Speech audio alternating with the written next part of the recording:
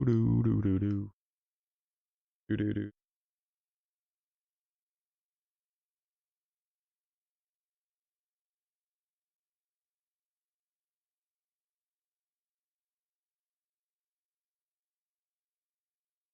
Do do do do.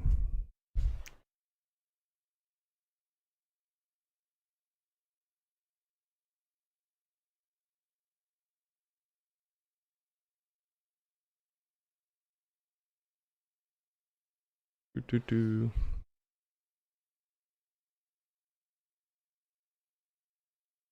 Do do do do.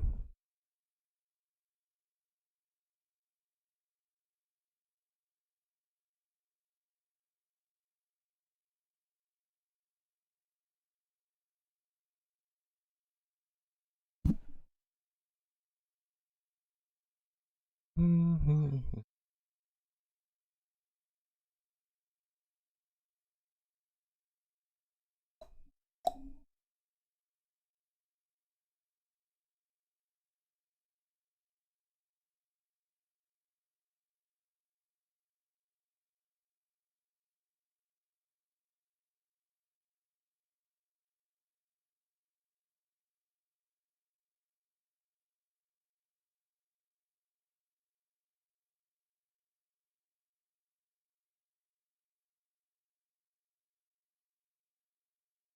Mm-hmm.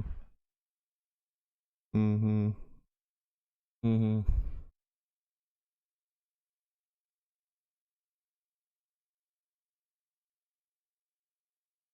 Mm-hmm.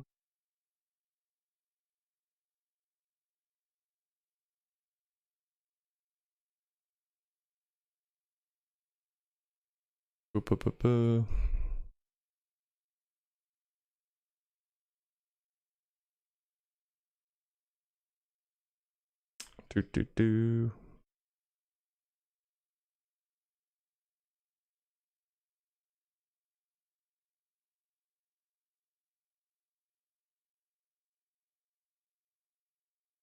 Ba ba ba.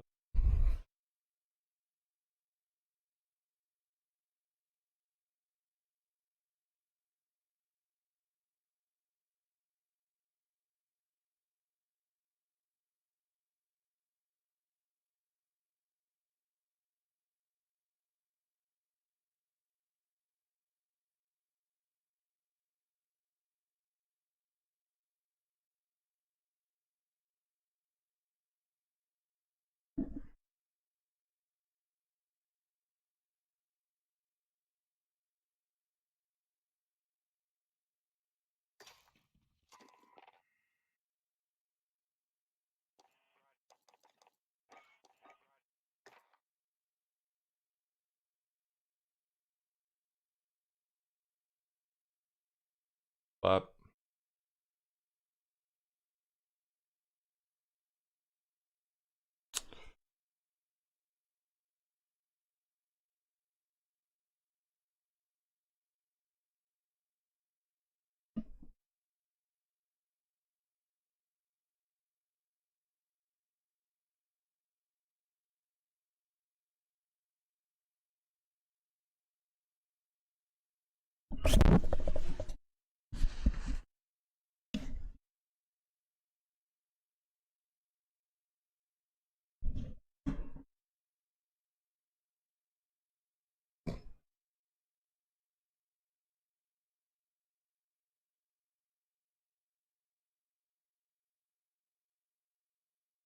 Yo, Cool. Go ahead. Oh, you are. Never mind. I'm on, yeah.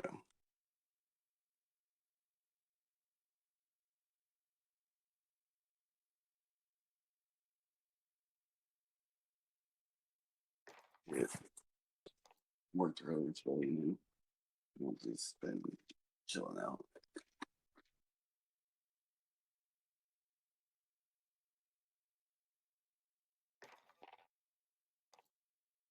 You don't have anybody else on right now, do you? Nobody I want to play with.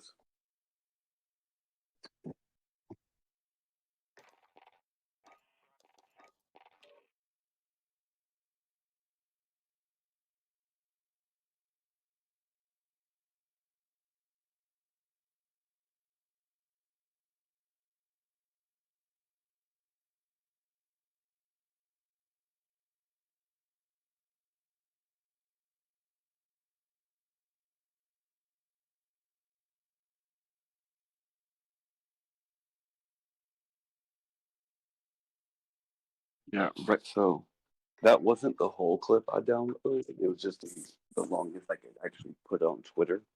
Mm-hmm. Like 5 minutes. I think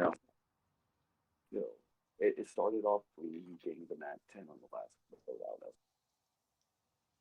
Word. And we feel like one person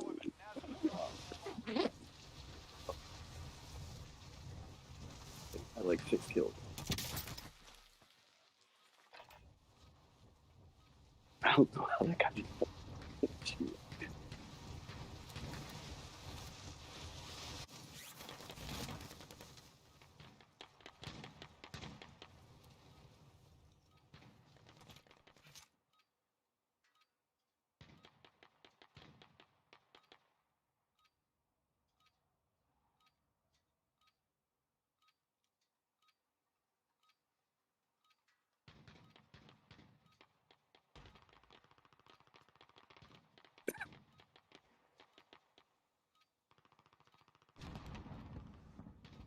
Enemy soldier incoming.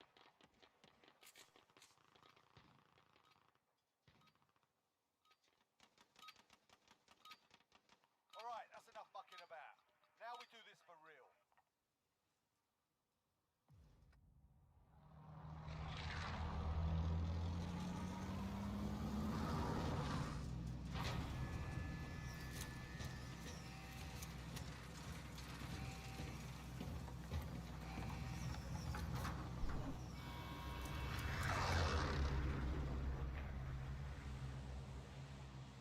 Battle Royale. Mark a drop point for your team. You'll lead them in. Gas is closing on your position. Suggest you get moving.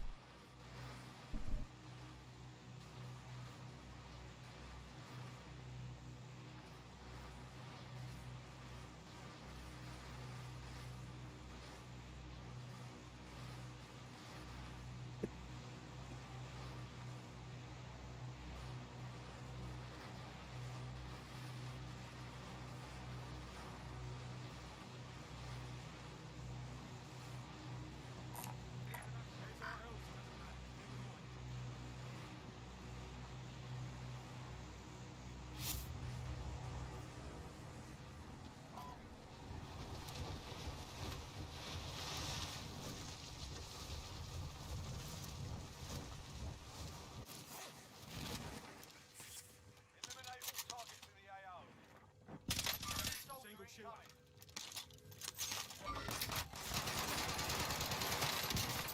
Are you fucking serious? Oh.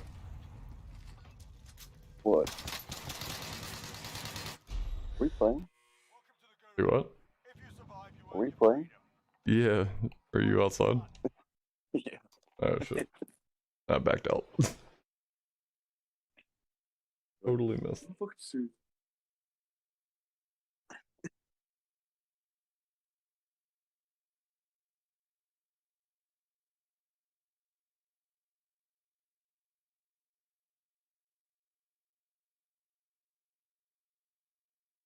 Was I dead yet? You're still on the plane, I think.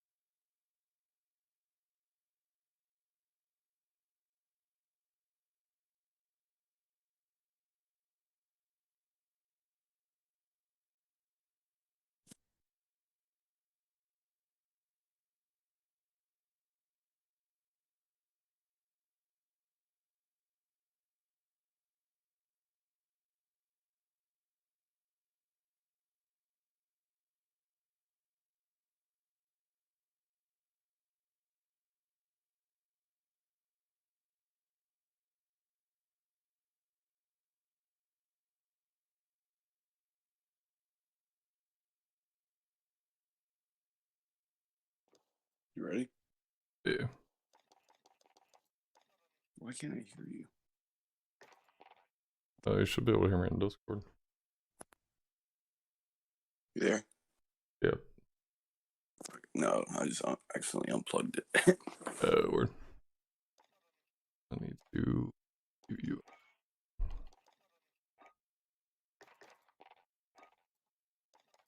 There we go.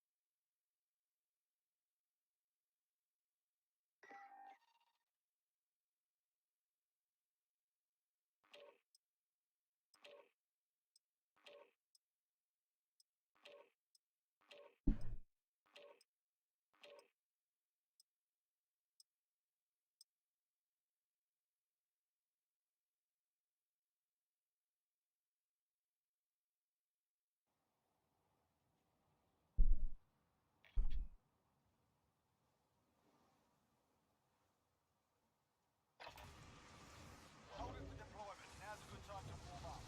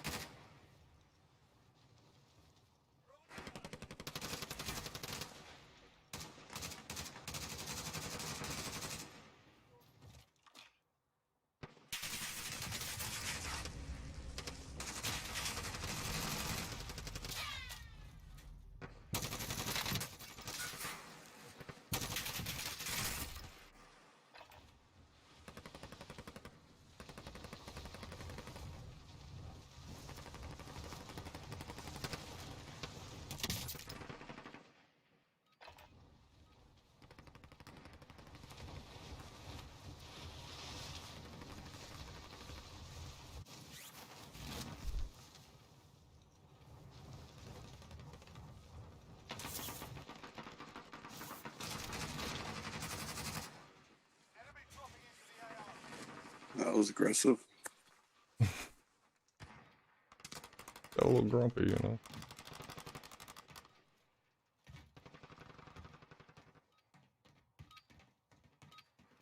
Warm up's done.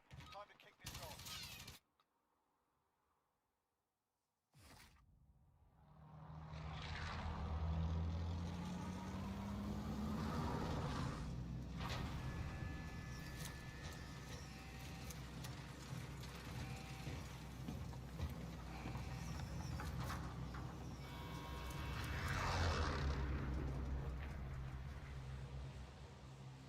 Battle Royale. Mark a drop point for your team. You'll lead them in. Gas is closing on your position. Suggest you get moving.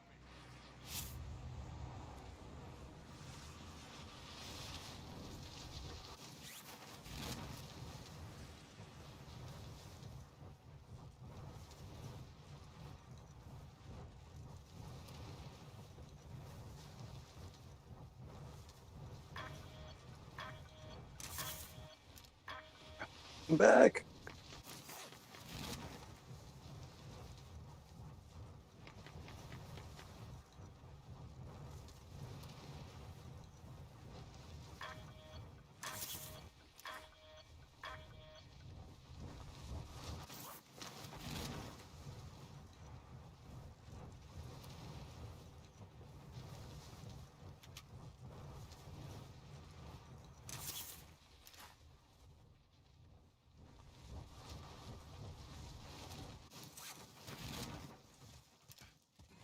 Eliminate all targets in the AO.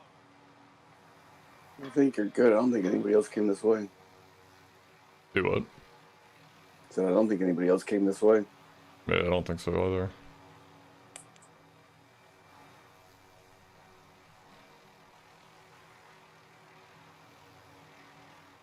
Want to do this or this?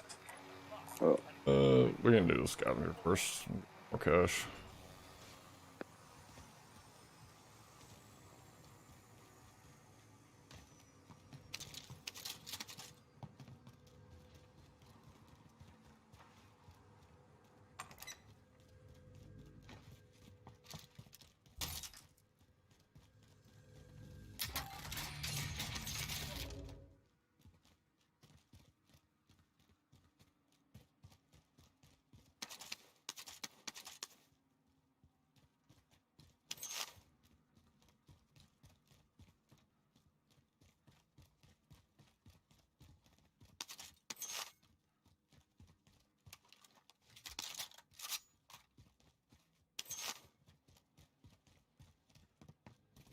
That one's closer. Scavenger contract marked.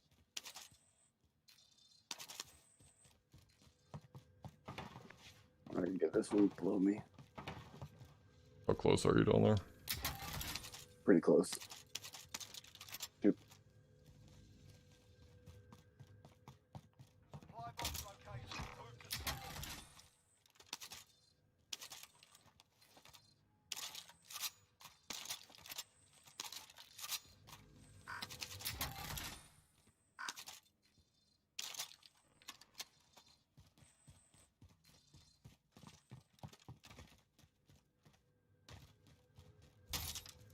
Enemy soldier incoming. Dropping in.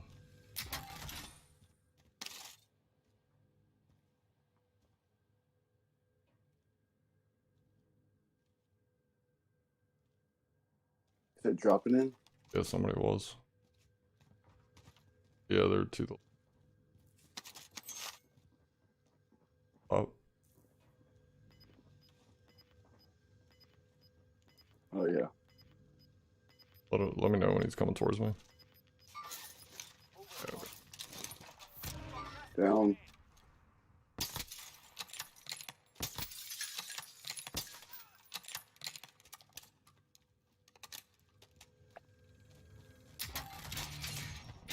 Friendly UAV overhead.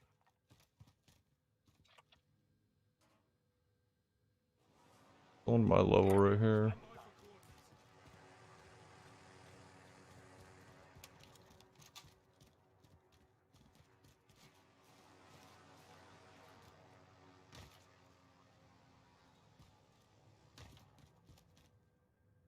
He opened the door. Marking target location. He's in there. Did Yep. you see him? Yeah, I saw him.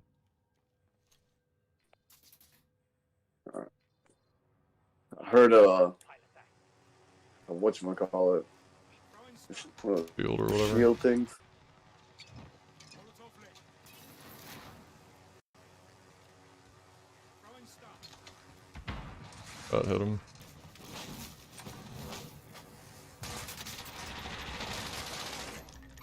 Single shooter. Jeez. What the? Dude, that felt goofy to me. Welcome to the Gulag. If you survive, you earn your freedom.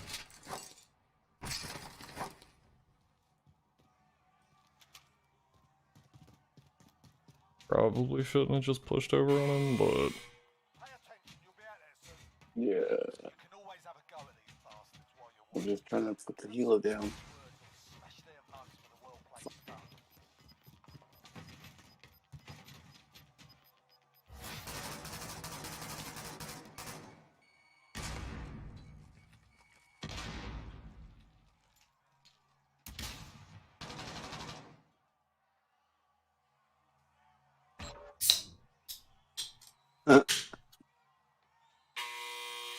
We've got a proper fight here. Get yourself sorted, you're up next.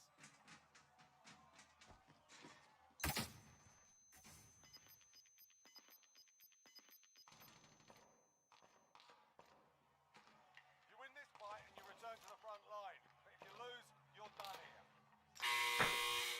Time to earn your freedom, soldier.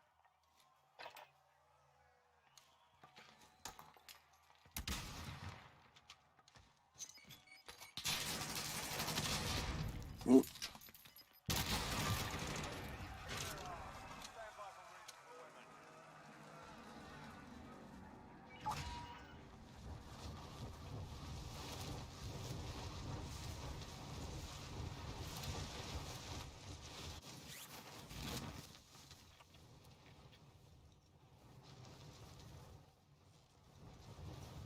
He kind of kept moving, right? What's up? Kind of just kept moving with that helicopter, right? Yeah. You're getting shot at over there. Yeah, he just bought him out. Somebody's landing right on you.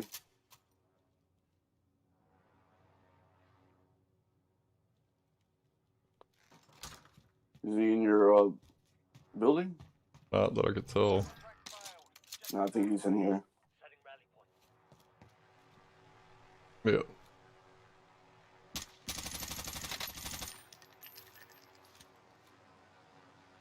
Jump down. Oh yeah, I see him. Oh, I missed him.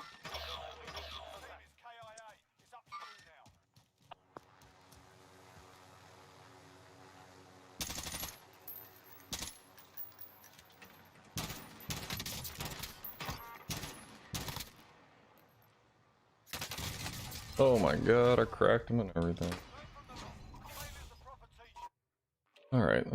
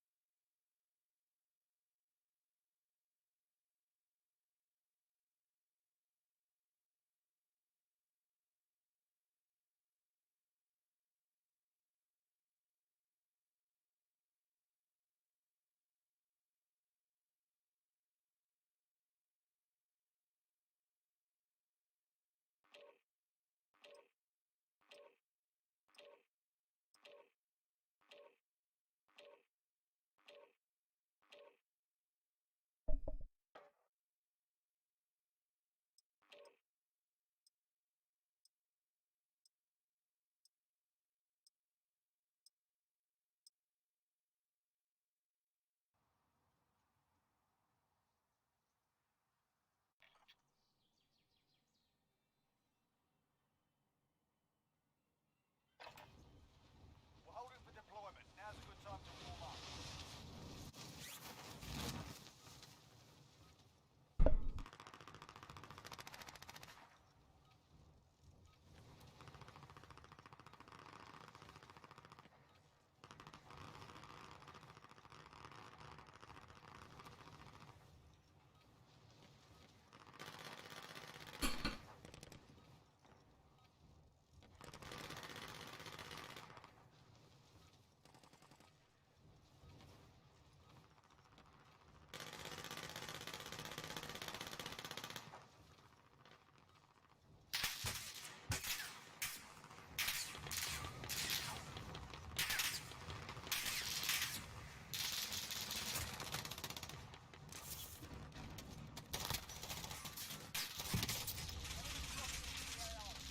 Enough practice. Time for the real thing.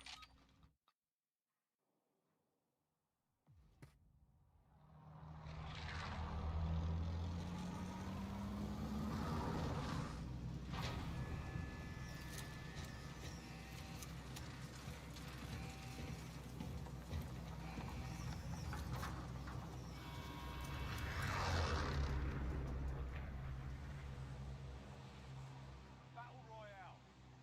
Mark a drop point for your team. You'll lead them in. Gas is closing on your position. Suggest you get moving. Where would you like to go, sir? What do you think?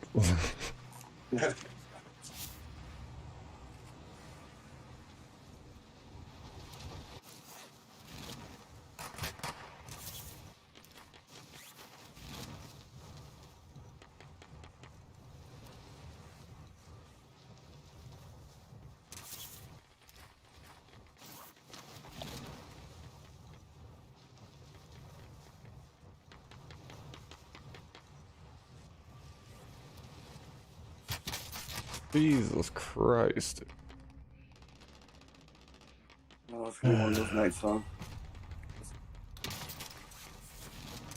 Fell so far. This is the Gulag. Survive and you can redeploy.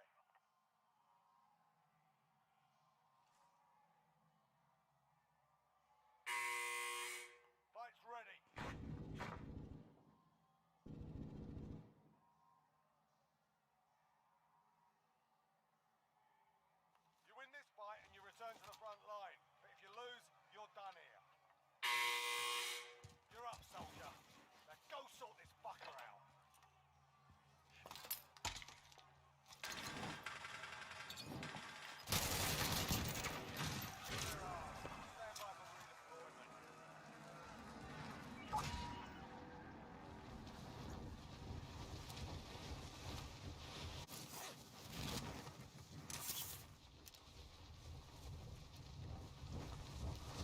Like one person landed here.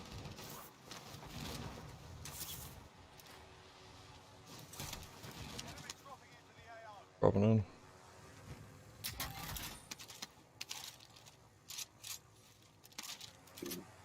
I have the skills to fight that.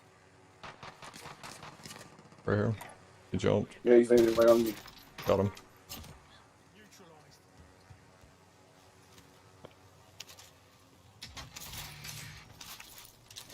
UAV. Nice. Here, I got one. Found some armor.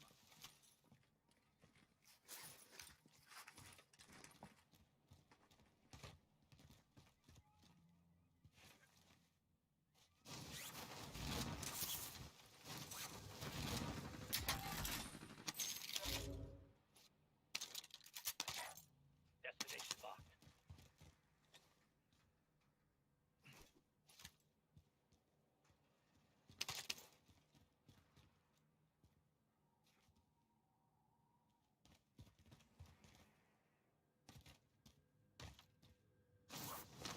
He's below me somewhere.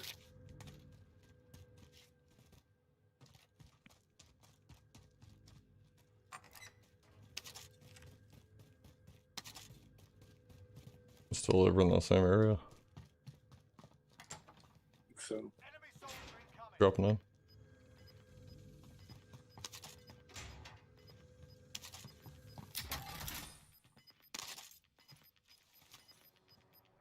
Got gas moving in.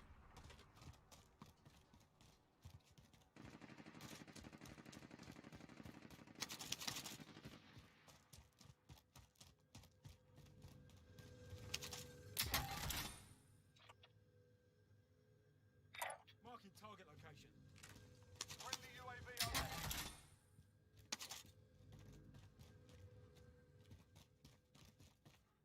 I shit, I didn't see his. Tango front. Having one. Objective is to eliminate the bounty target.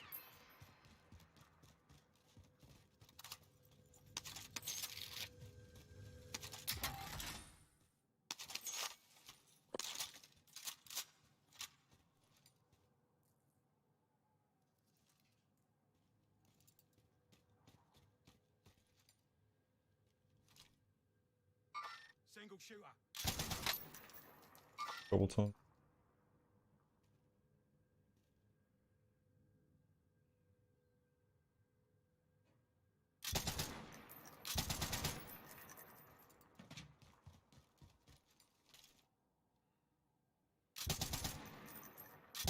Oh, damn it. I didn't know he was out in the open.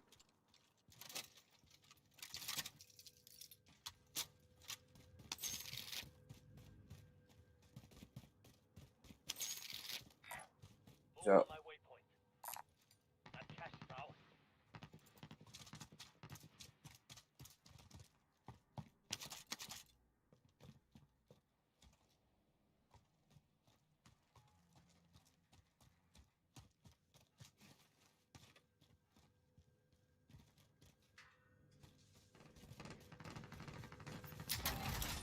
Damn, bro.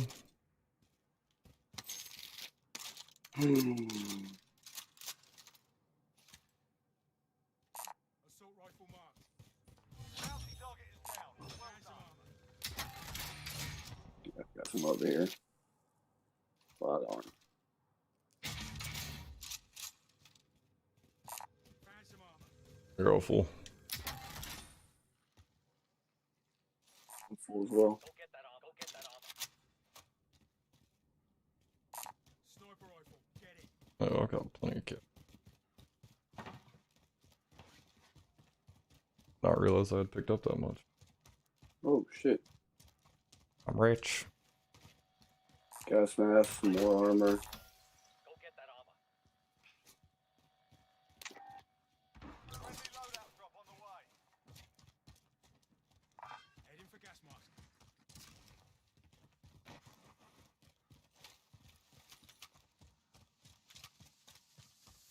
Enemy UAV overhead.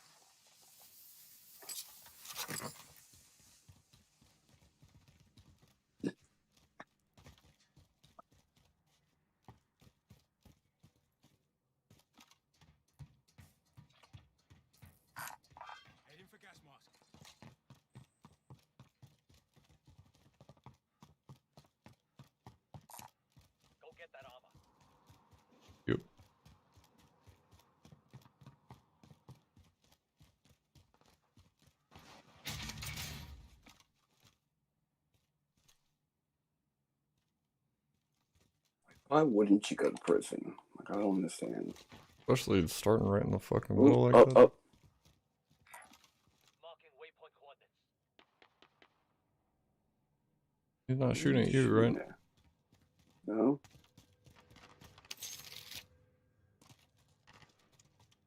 Biden UAV. I get it. I think it was on the very bottom over here, right? Yeah. Friendly loadout drop on the way.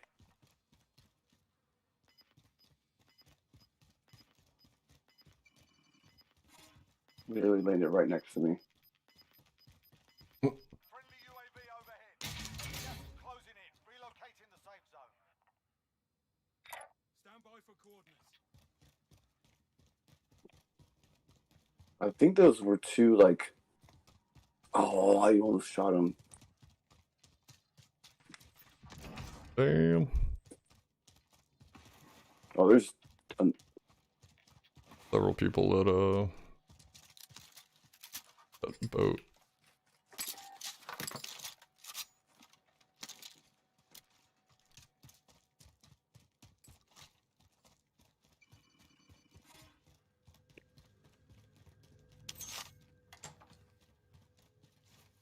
There's so many contracts. More than okay with that. And so much cash everywhere. I've never seen prison like this good, honestly. But yeah, same. I mean, we both got satchels and gas masks and loadout and ghost and money to spare. Enemy soldier incoming. Dropping in. Yep, and we just got bought back.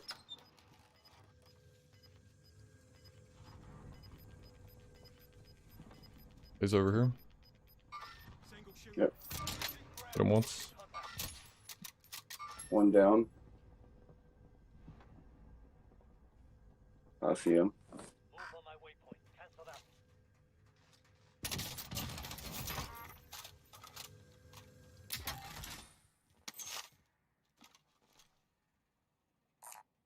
Tagging bounty contract. Go get it. Tagging bounty contract. Go get it. Grab that one. Marking target location. Affirm that bounty contract. Doesn't matter. Never mind.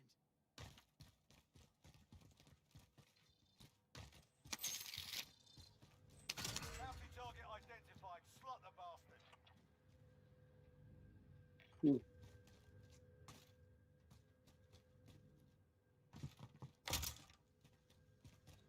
Wish I could pick up extra shit.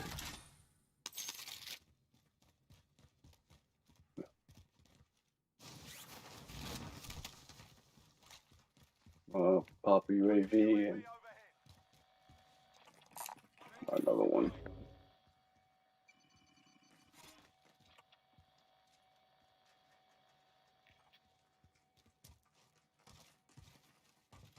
Funny, they still don't have full AR. How in the hell?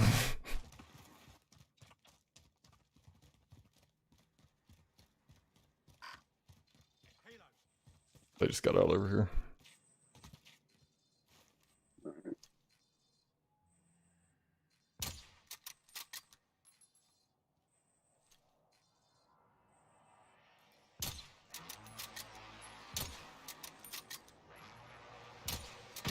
One down.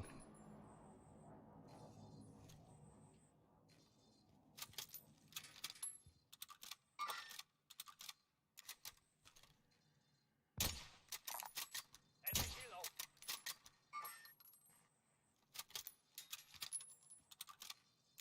I got down is over here somewhere. Marking target location. Hostiles. Down it again. Still confirmed. Down. Well done. That stat's gonna. Dropping in at the boat. Marking target location. Dude out there wants me dead, bro. A little further out from the guy I killed. Like, right there somewhere.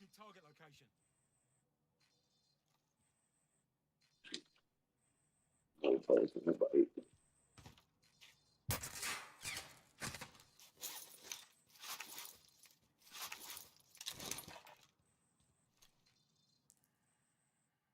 Where's he at? Kind of right where the mark is, maybe a little in front. Right here. Tango front. Hit him once.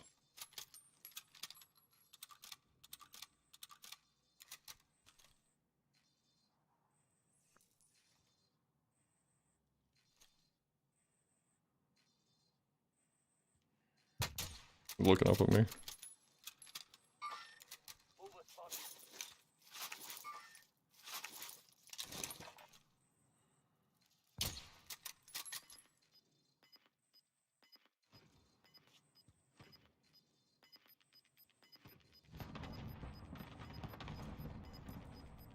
Gas is closing. Get to the new safe zone. Oof.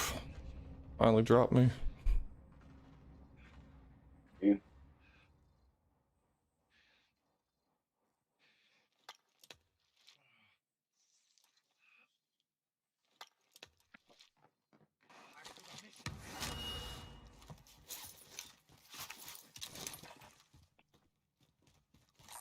That was too close. Contract. Go get it. Unless you want to do something else. Okay, we need money or anything. I mean, basically just using those as a UAV. Bounty target is up. Let's get it done. Yeah. Marking waypoint coordinates. Oh, alright.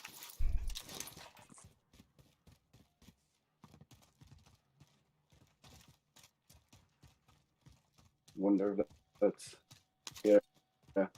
That's our bounty. Bam. He dropped all the way down. The other one running around down there? What the fuck? Bounty target is down. Jeez, bro. You're losing ground.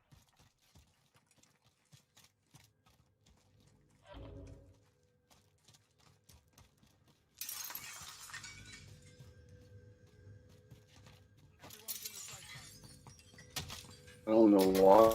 I still don't have full AR. I don't know how that's I'm possible. just getting up. Most wanted above us. Over here, please. Over here. Over here. More than one? That's what I heard. Enemy patrol. That's the one you were talking about, right?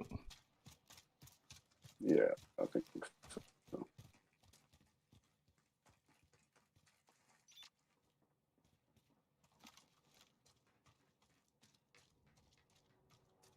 Helicopter.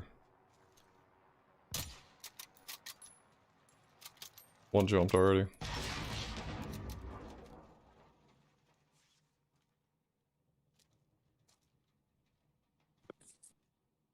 Right here. Stand by for coordinates. Got up top though. Right above me. Missed me.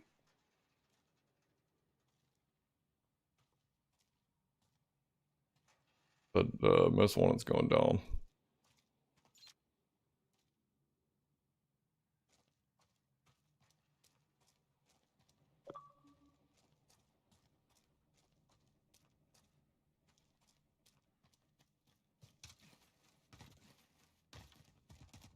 Where the other one dropped. Towards you. I don't know. Just I heard him open up his chutes.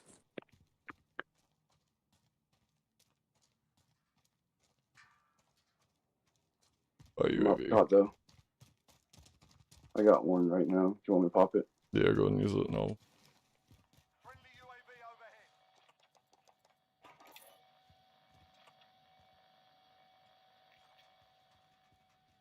overhead. I'm assuming that dude down there died. I feel like that. There's no way that was 3 minutes, right? Assuming the guy jumped down and I'm gonna go Yeah. find him. I wonder if that guy thinks that. I don't think that guy knows that we're here though. Maybe we Possible. can catch him slipping.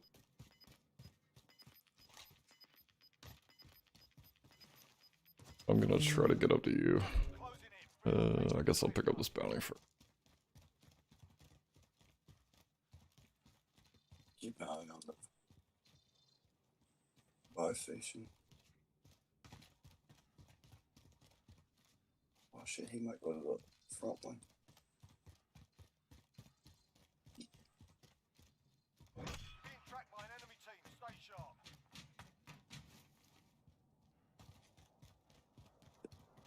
Oh, Yeah, is that on you? yeah, they're coming up. Over by you? They're coming up? Yeah, underneath me. That contract just died. Doing right here. Tango front.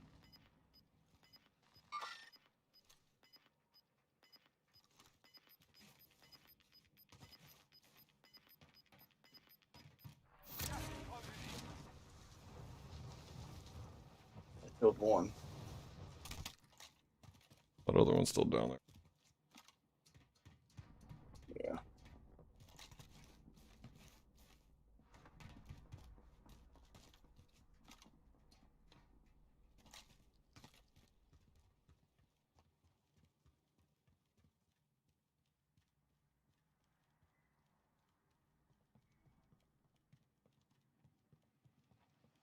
Hostile dropping into the area. Watch Dropping the in. skies. Dropping in on you. Yep.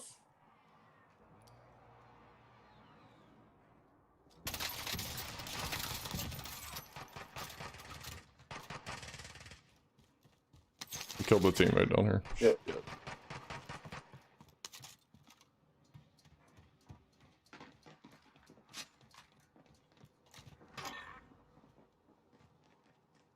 You got the teammate? Yeah, he's still around.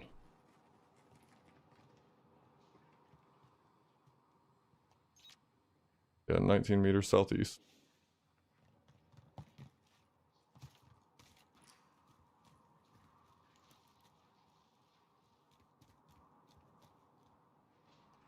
I think he jumped, dude. Yeah. Nope, 29 meters, 208.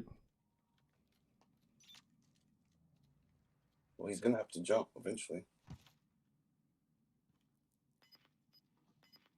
I'm thinking he might already be below. I didn't hear anything get bought though. Oh, yeah, he's right next to me. Or above. Yeah, he's right here. Safe zone relocated. I see him.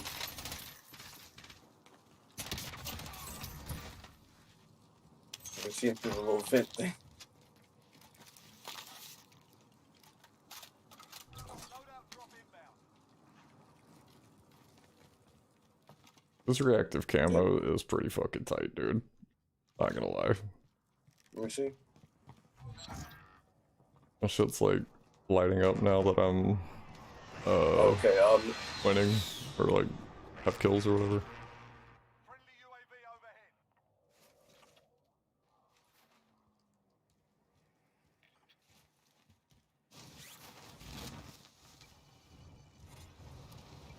I just had a sniper looking at me from straight out 350. Yep. Tango front. Got gas moving in.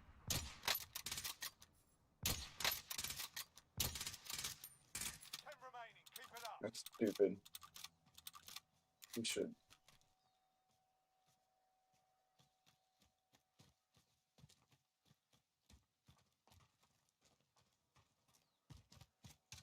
Recon overflight inbound. UAV entering Ooh. the AO. This is coming from the big building. Yep. Got sniper shot. Back here. Oh fuck. Got me. He's shooting at me still. Whatever. Straight out. Straight out. By the trees, going up on the rocks. UAV is bingo fuel. RTV for resupply.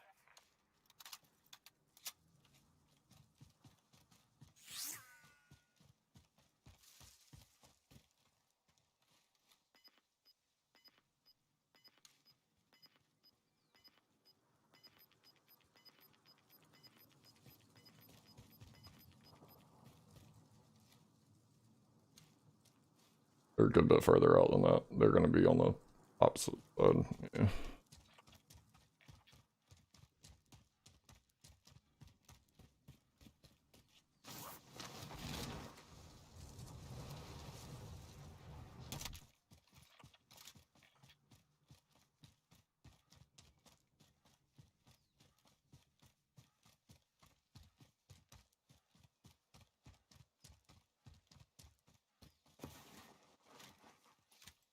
Recon's inbound. UAV overhead.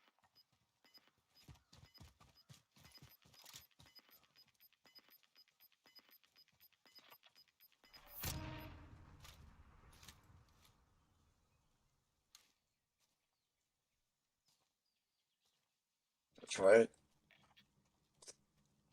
Yeah, I'd go semi-slow, but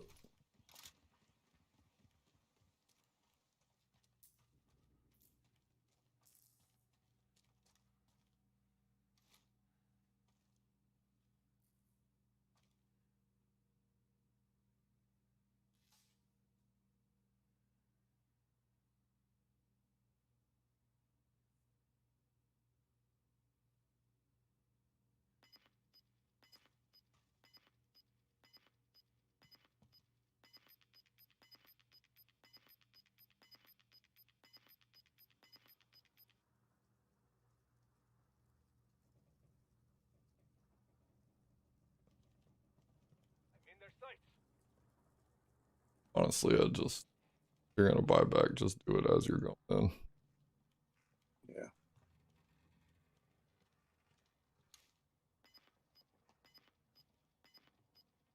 think there's somebody above you. Yeah, there's definitely somebody above you.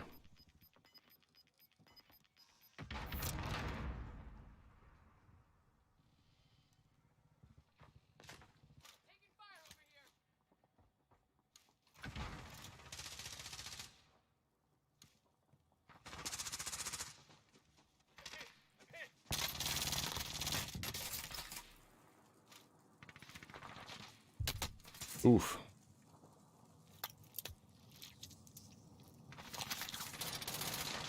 Stay sharp. Crazy as hell. Final deployment is loaded up. Finish the fight.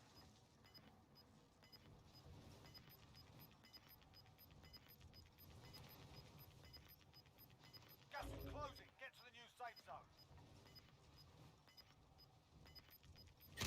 Fuck Yeah. it. It's all up to you now. Go for it. Get above me. You're losing ground.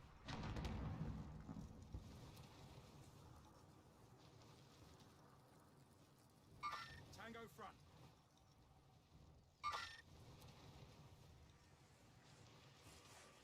Got another person up here with me.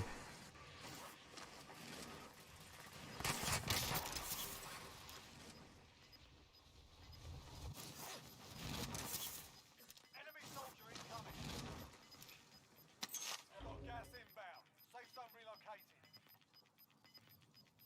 Gas is inbound.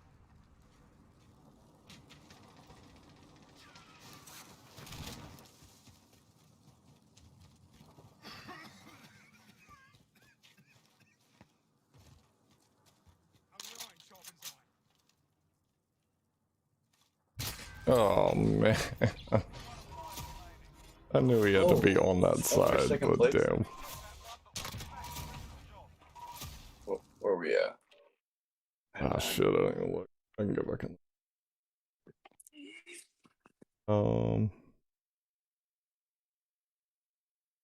Yeah, I don't even think I gave it enough time.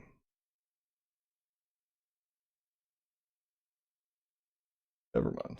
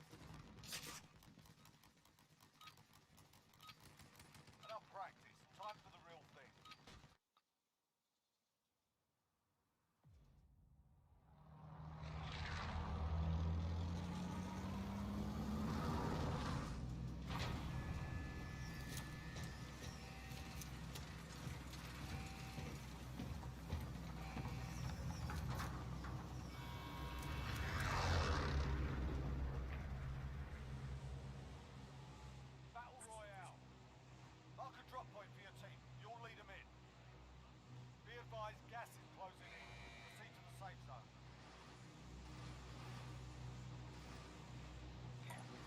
Marking waypoint 1. You. Eyes on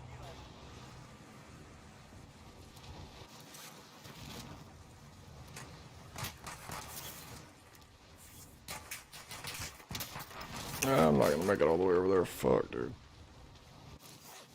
I'll pick you up.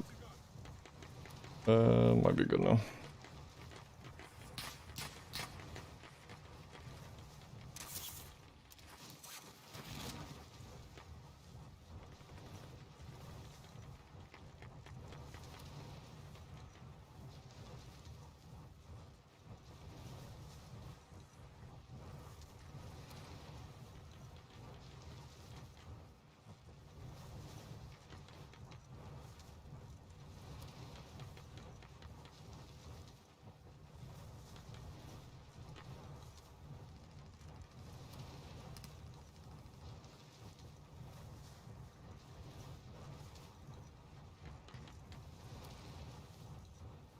There's gonna be people getting the front, I believe.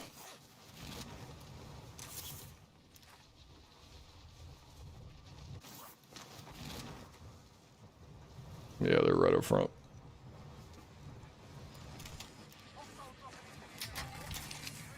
Dropping in right now towards the back. God damn it. That dude must have just followed me all the way down.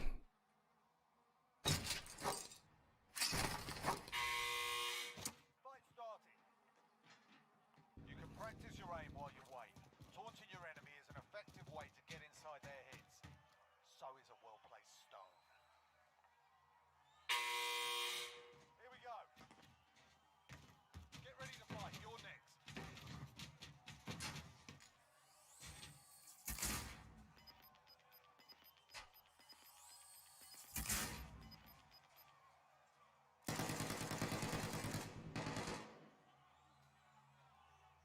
Win here and you return to the front line. You lose, your fight is over. You're up, soldier. Now go sort this fucker out.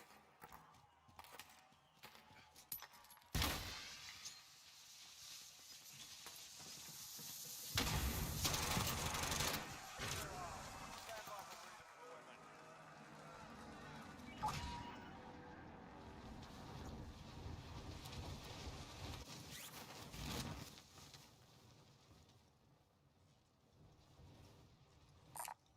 Marking AR.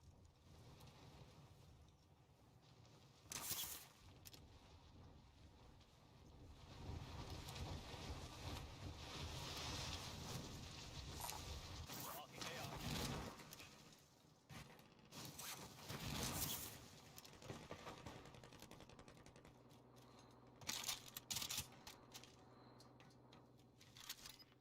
Welcome. Enemy UAV overhead.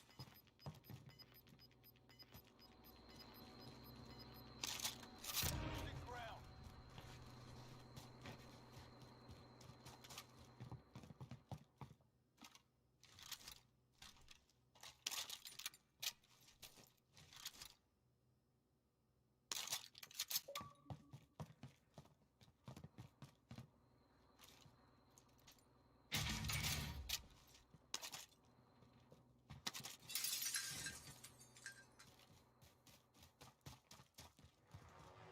I have the skills to pilot that.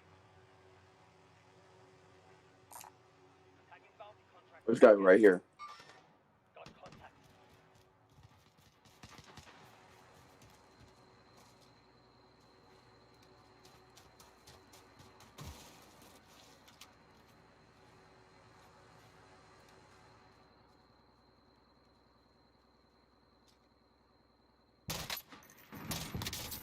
Broke one.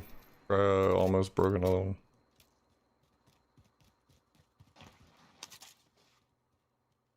He's still up there. He's still up there. Marking waypoint coordinates.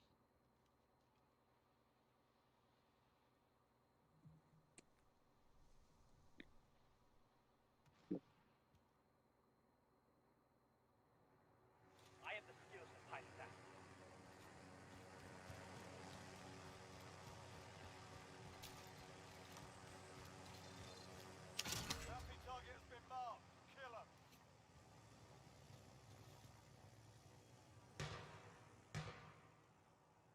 Oh, Yes, all right.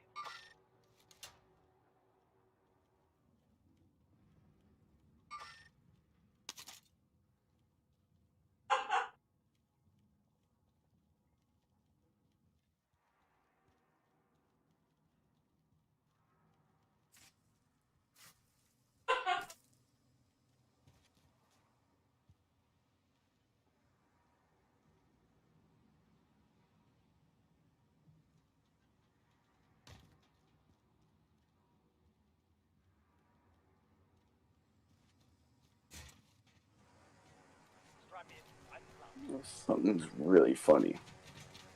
yeah, fucking apparently. Christ. Can you tell her not to hold back? Just let all her emotions go. Reading about demon children. Is this a real thing or like a fictional I character? fuck if I know, dude. Is this a real thing or is it fictional characters? No, it's Reddit, so Oh, facts. none of the above.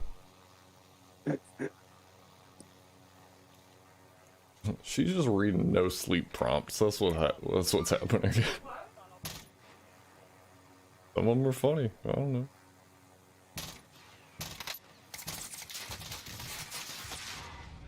What?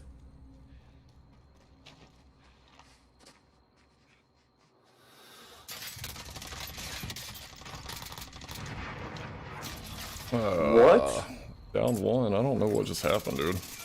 I don't know.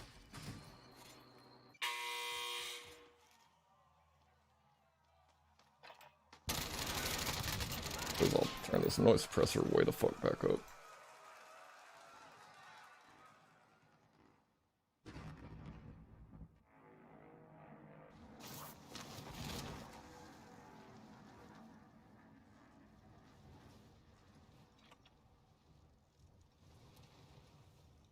Supply run contract here.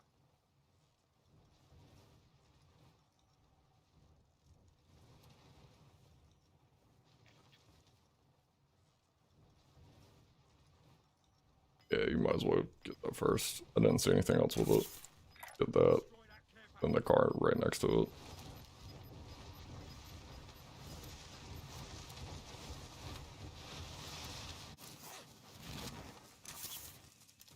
Oh shit. Was there another one there? Yep. Oh shit. I definitely did not see that drop in.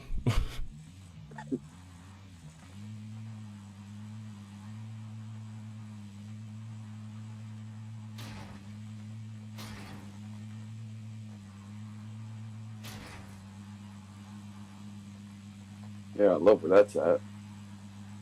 Yeah, it's super gross. Oh, you want to pick up the thing in the worst possible place on the whole map? There you go.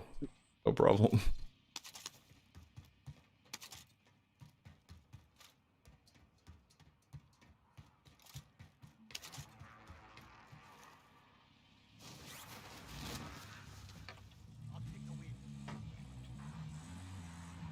Yeah, you know where, right back where you saw that other loadout? Yeah, that's where it's gonna be at. Good luck. That was pretty Baja con rude. Dios. Just don't die. Just don't.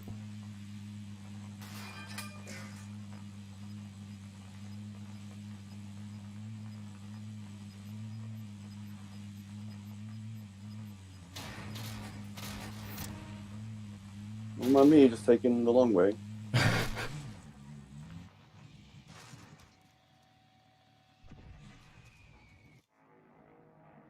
Going to that loadout if you want to try to hang kind of close. Pick you up.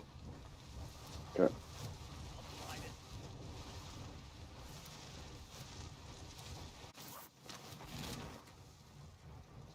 There's no longer a loadout there, and it looks like your weapons, maybe? Nope. Oh.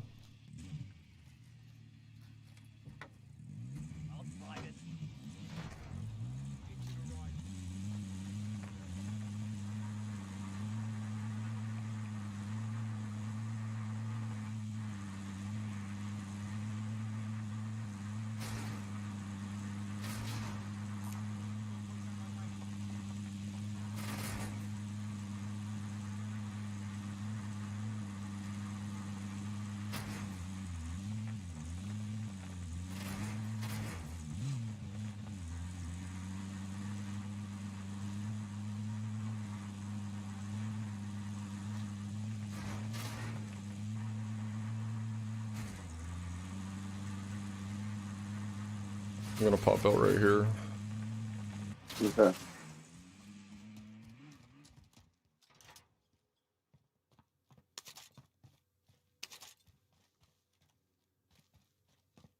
I don't think touched.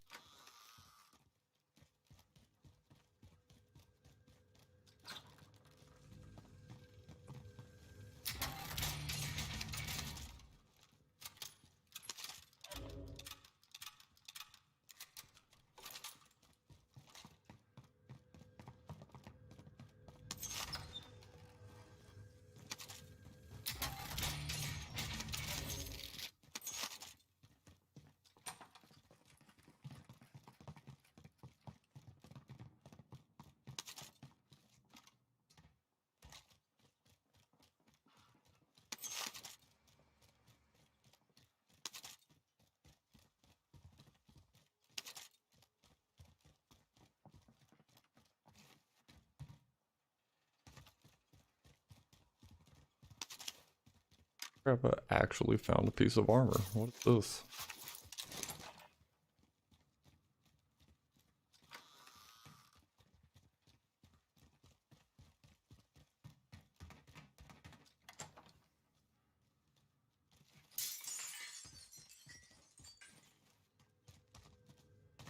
Did you break glass? Yeah, it was me.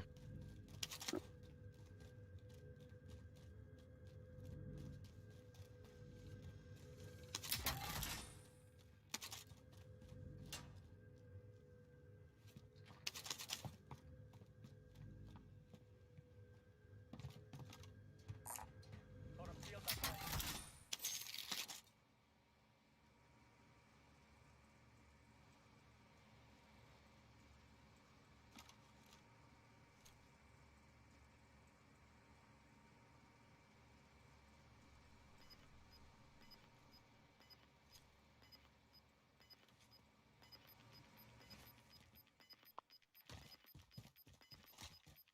Gas is closing. Get to the new safe zone.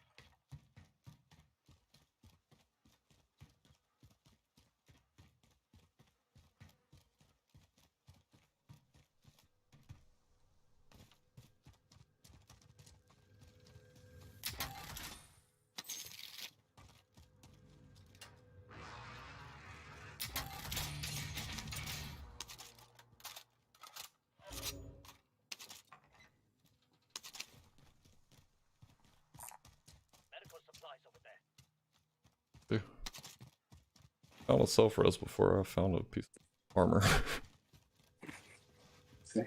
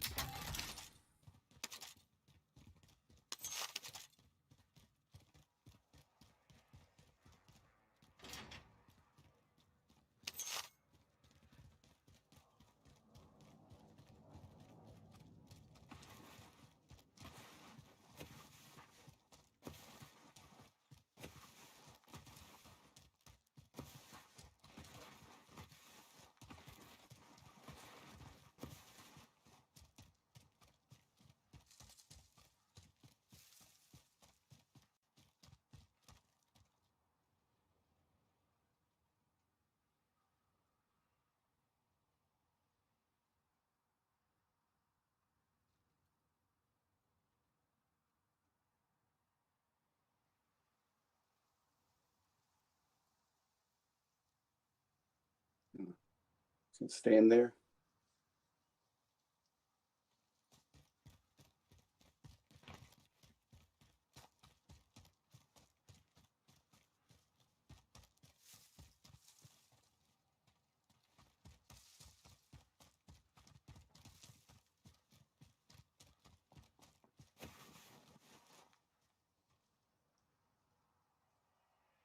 It's like I need a replenishing electrolytes.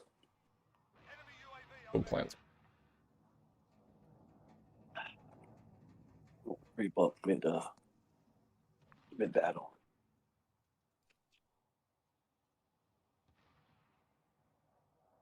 Right. For nutrition.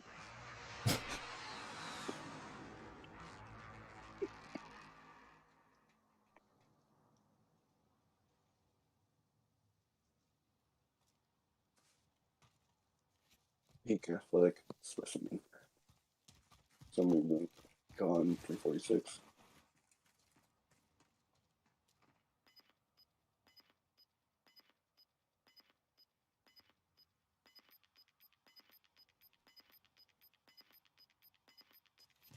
Gas is moving in. New safe zone located. Fall back out through.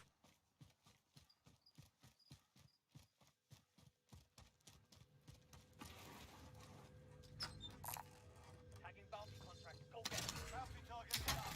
Get it done.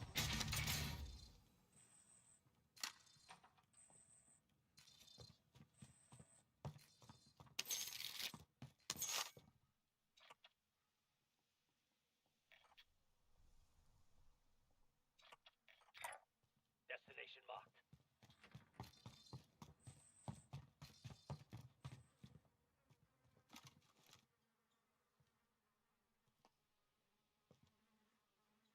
Oh wait. Shit.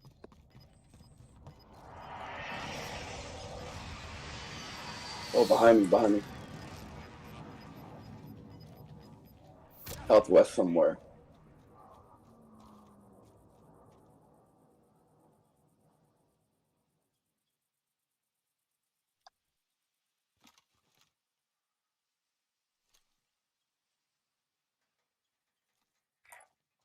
See some people over here. But don't know if that was them.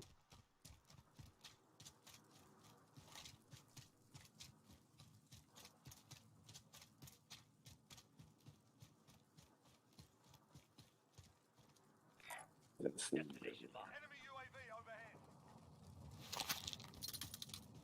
Enemy UAV overhead. They can see me. Enemy UAV Yeah, overhead. same.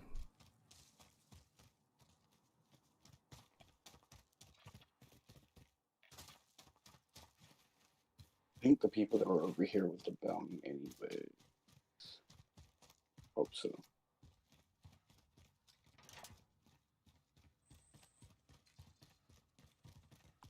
Wow.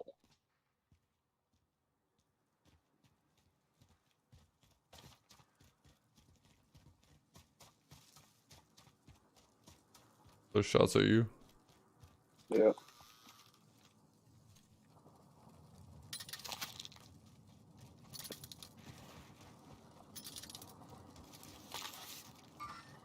Mover spotted. Enemy UAV overhead. Victory rests on your shoulders. Finish the mission.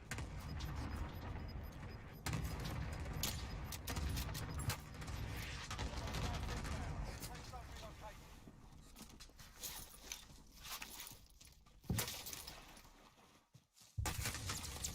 Damn, bro.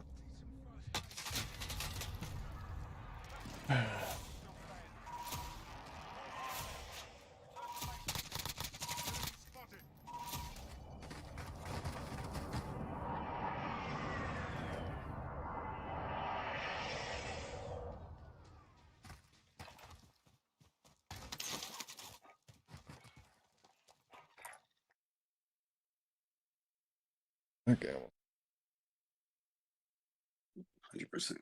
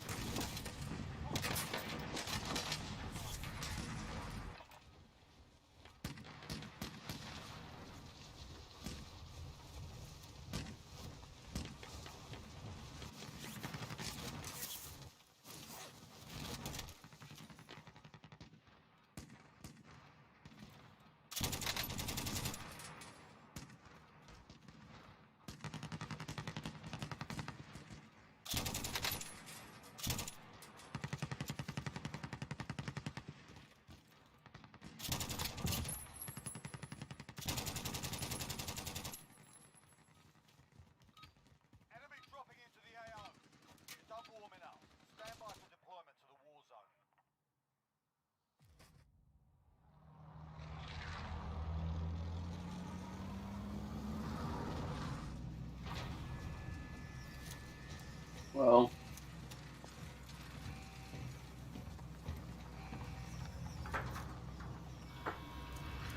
should we both land on top, or should I go for the helo?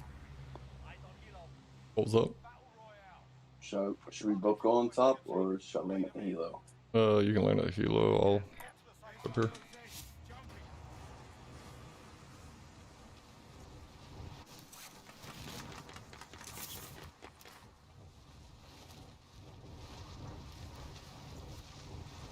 About to jump. I'm jumping off to the right. Orange. Try to pull away. This is the first time I've ever. All targets. Your teammate has entered the gulag. Surviving earns them redeployment. The gulag is still 6 people in the plane. Motherfucker. You're in the gulag now. Fight to earn redeployment. We got a proper fight here. You can practice your aim while you wait. Taunting your enemy is an effective way to get inside their heads. So is a well-placed stone. Holy shit. There's a fight kicking off. Yeah, that Get one was. ready to fight. You're Ugh. next. Win here and you return to the front line. You lose, your fight is over. No, they left me at the very edge of the freaking map, away from the circle. Uh oh, we got people here. What? That one. We're sending you back to base. Your team can still buy you back if they have the cash. Oh wow, as far as you way out there. Can you mark I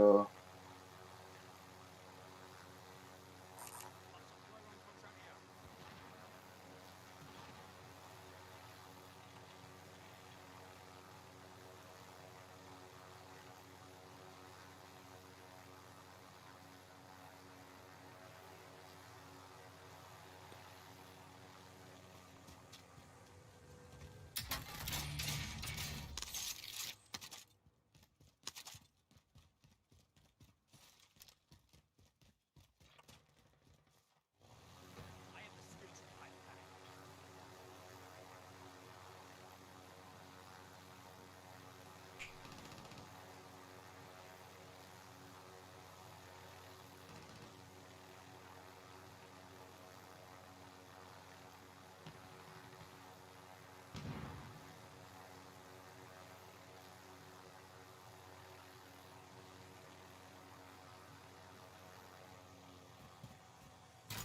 Have.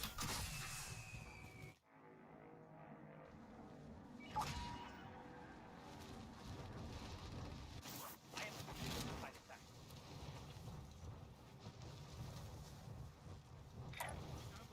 Being tracked by an enemy team. Who knew?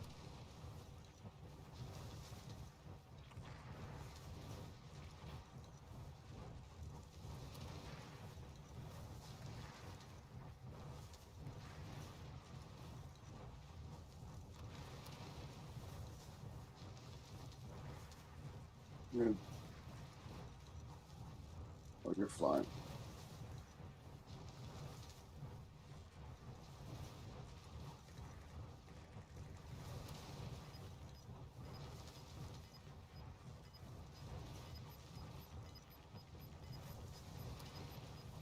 The dude dropping down for his police station.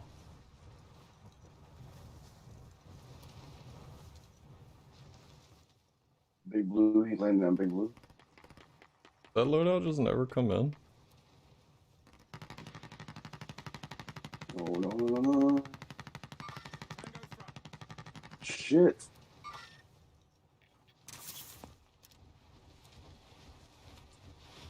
No, we still got 4 minutes.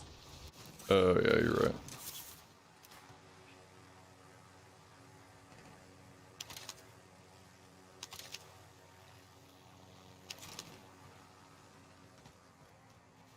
Somebody has already been. Bitches.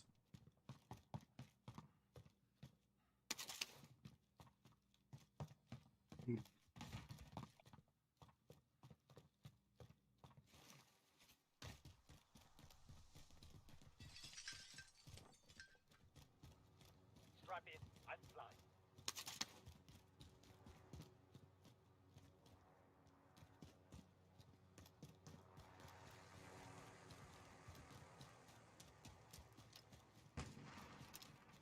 Taking shots from blue, I think.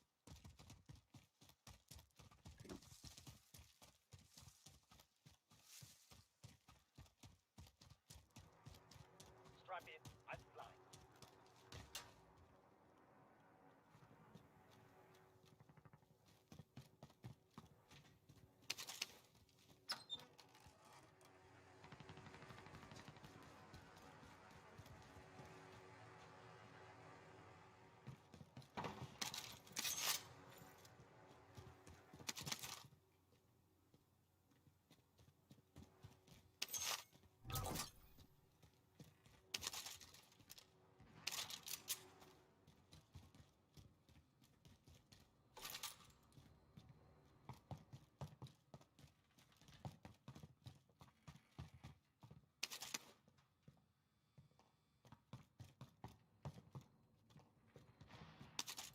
The enemy lost track of you. You're safe.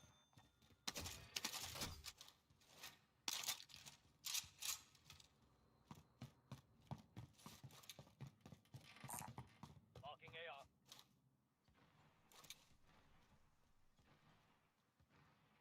Up here. Open.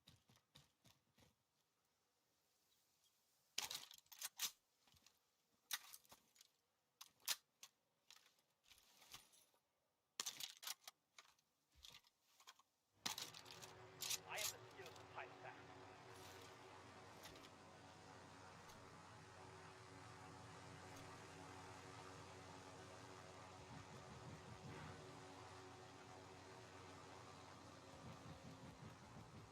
Look at that, $800. Strap in. I'm flying.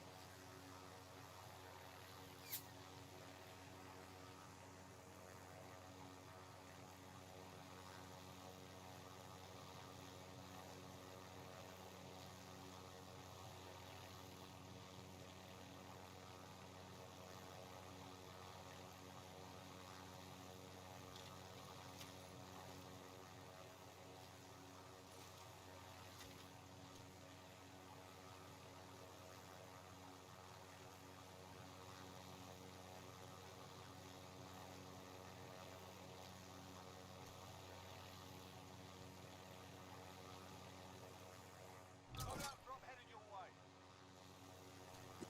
Hold up.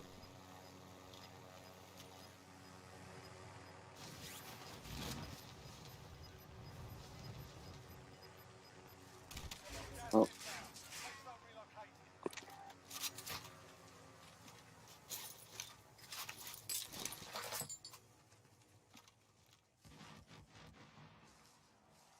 you see him? No, but I heard shots. 39 meters straight out. West. Marking target location. They're moving to the left. Yep. Down one. I'm hit. Where are they? Mark them. Stand by. Going for him. Explosive charge planted.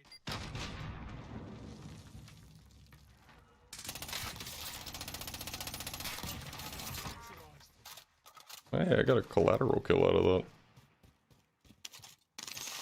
Voice.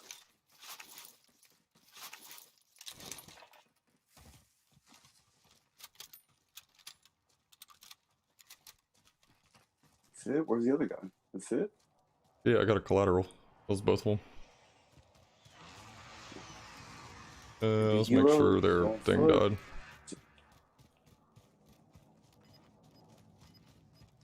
Yeah, they're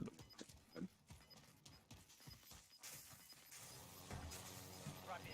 I'm flying. Gas is inbound. Stand by for coordinates.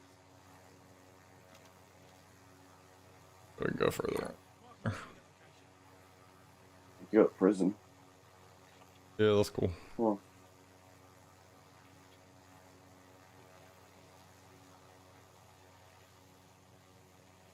I just bought right here.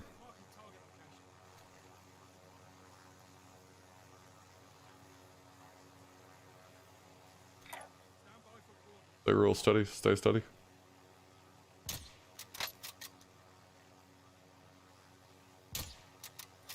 Hit one.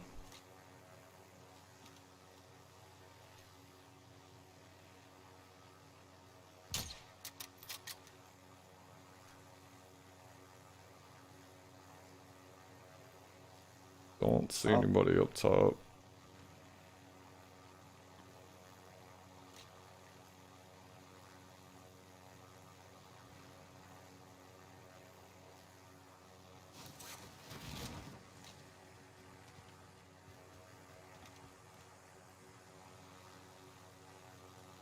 Oh, whoa, whoa.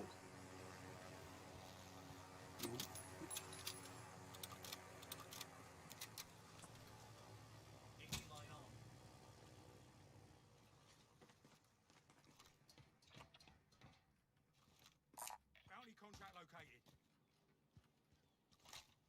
They just got out of this truck over here. Destination locked.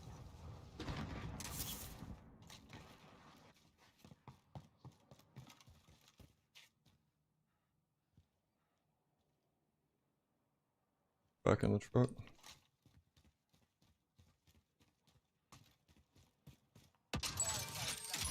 My station cost us nothing. Disabled.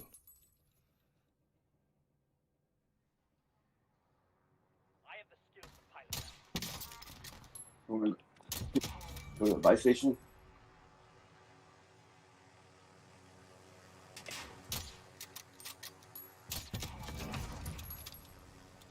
Dude, I just dropped 3 people. Could you stop it? Just stop it.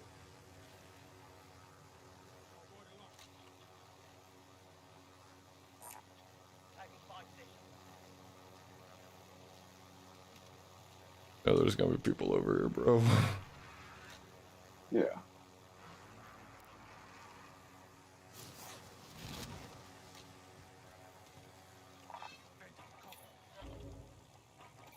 Recon's up.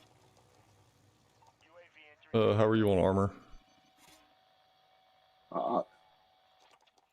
I got Is it- none. Okay. No, we're good. We're Gucci over here. Ooh. Peace. You wanna go back to prison? Or shipwreck? Right in. I Be advised, UAV is bingo fuel. There's one right here. Shit. Single shooter. Where? Right there. Oh. I'm looking at blue. That's my mark.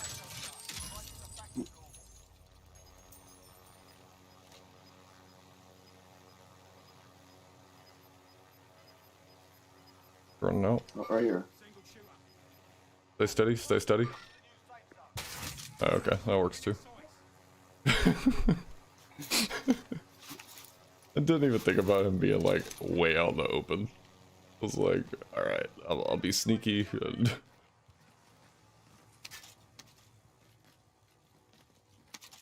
UAV overhead. Right in. That's us. Into the right. yeah, go back. Yeah, I mean, that was pretty smooth.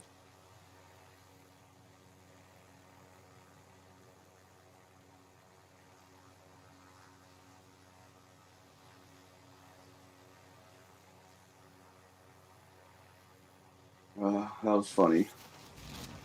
Goofy as hell, dude. That was a smooth slide, though. Yeah, I admit that. Mm-hmm. Contract located.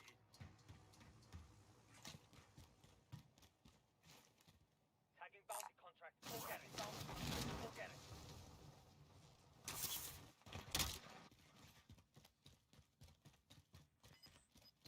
Objective is to eliminate the bounty target. What? Bro, what? That's not even like funny, it's just egregious. What's that about?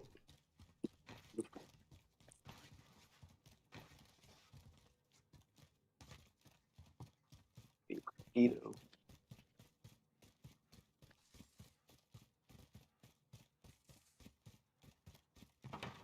Essentially the game saying, y'all have a helicopter, figure it out.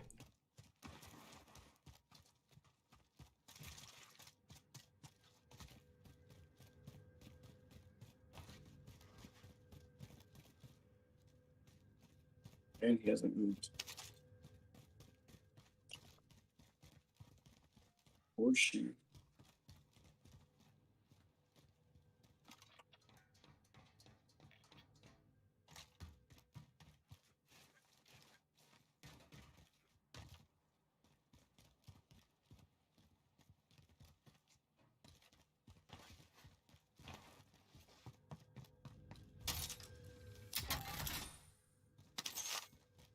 One cocky tail.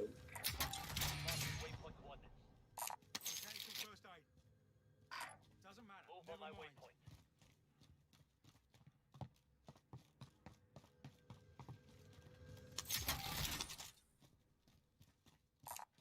Enemy vehicle. Take it out.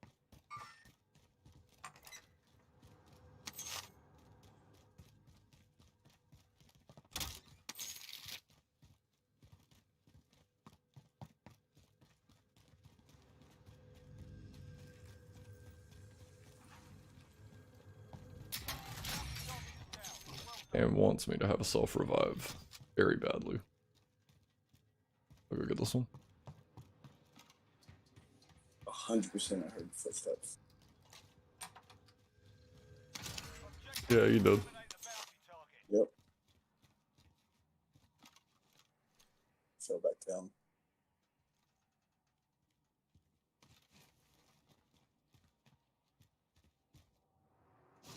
I am the pilot tank.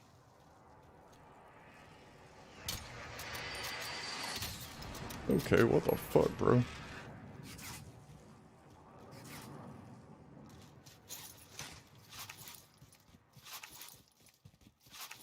Dude has mad good aim, by the way. Yeah.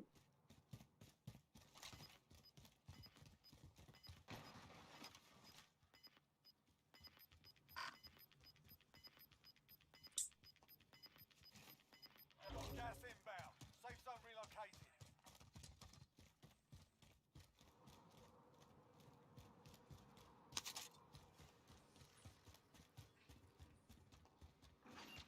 There's two of them. Yeah. I hear the other one running around. One keeps trying to keep his Oh head shit, up. what the fuck, bro? Dude, there's no reason he knew I was there. That was fucking bull.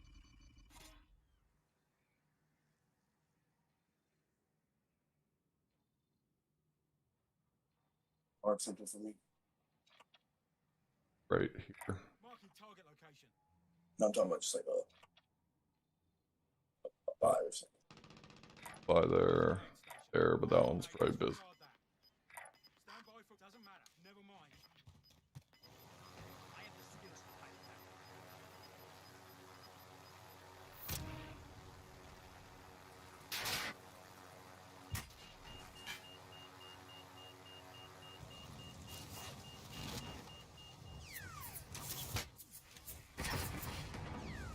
Dude, that felt super sketchy to me.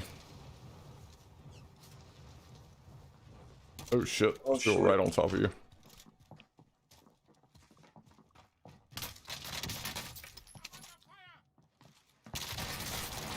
Oh no. Dude, I definitely thought you had that. I thought for you. Um, I'm going to bed. alright, buddy. Have a good night.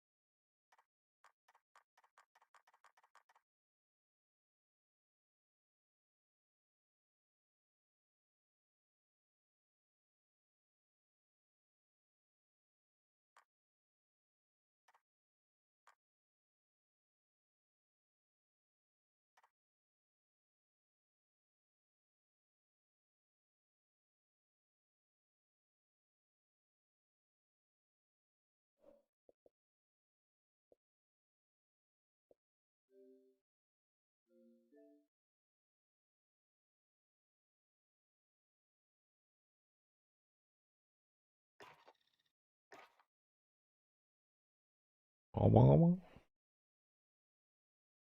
Uh, uh,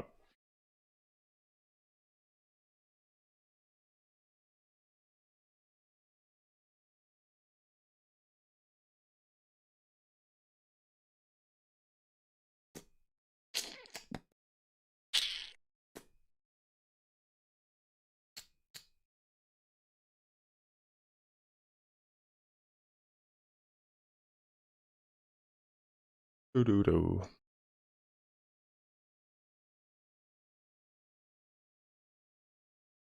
Doo doo doo. Uh,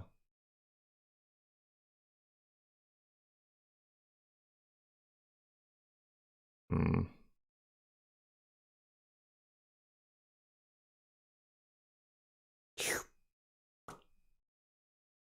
Doo doo doo. Doo doo doo. Doo doo.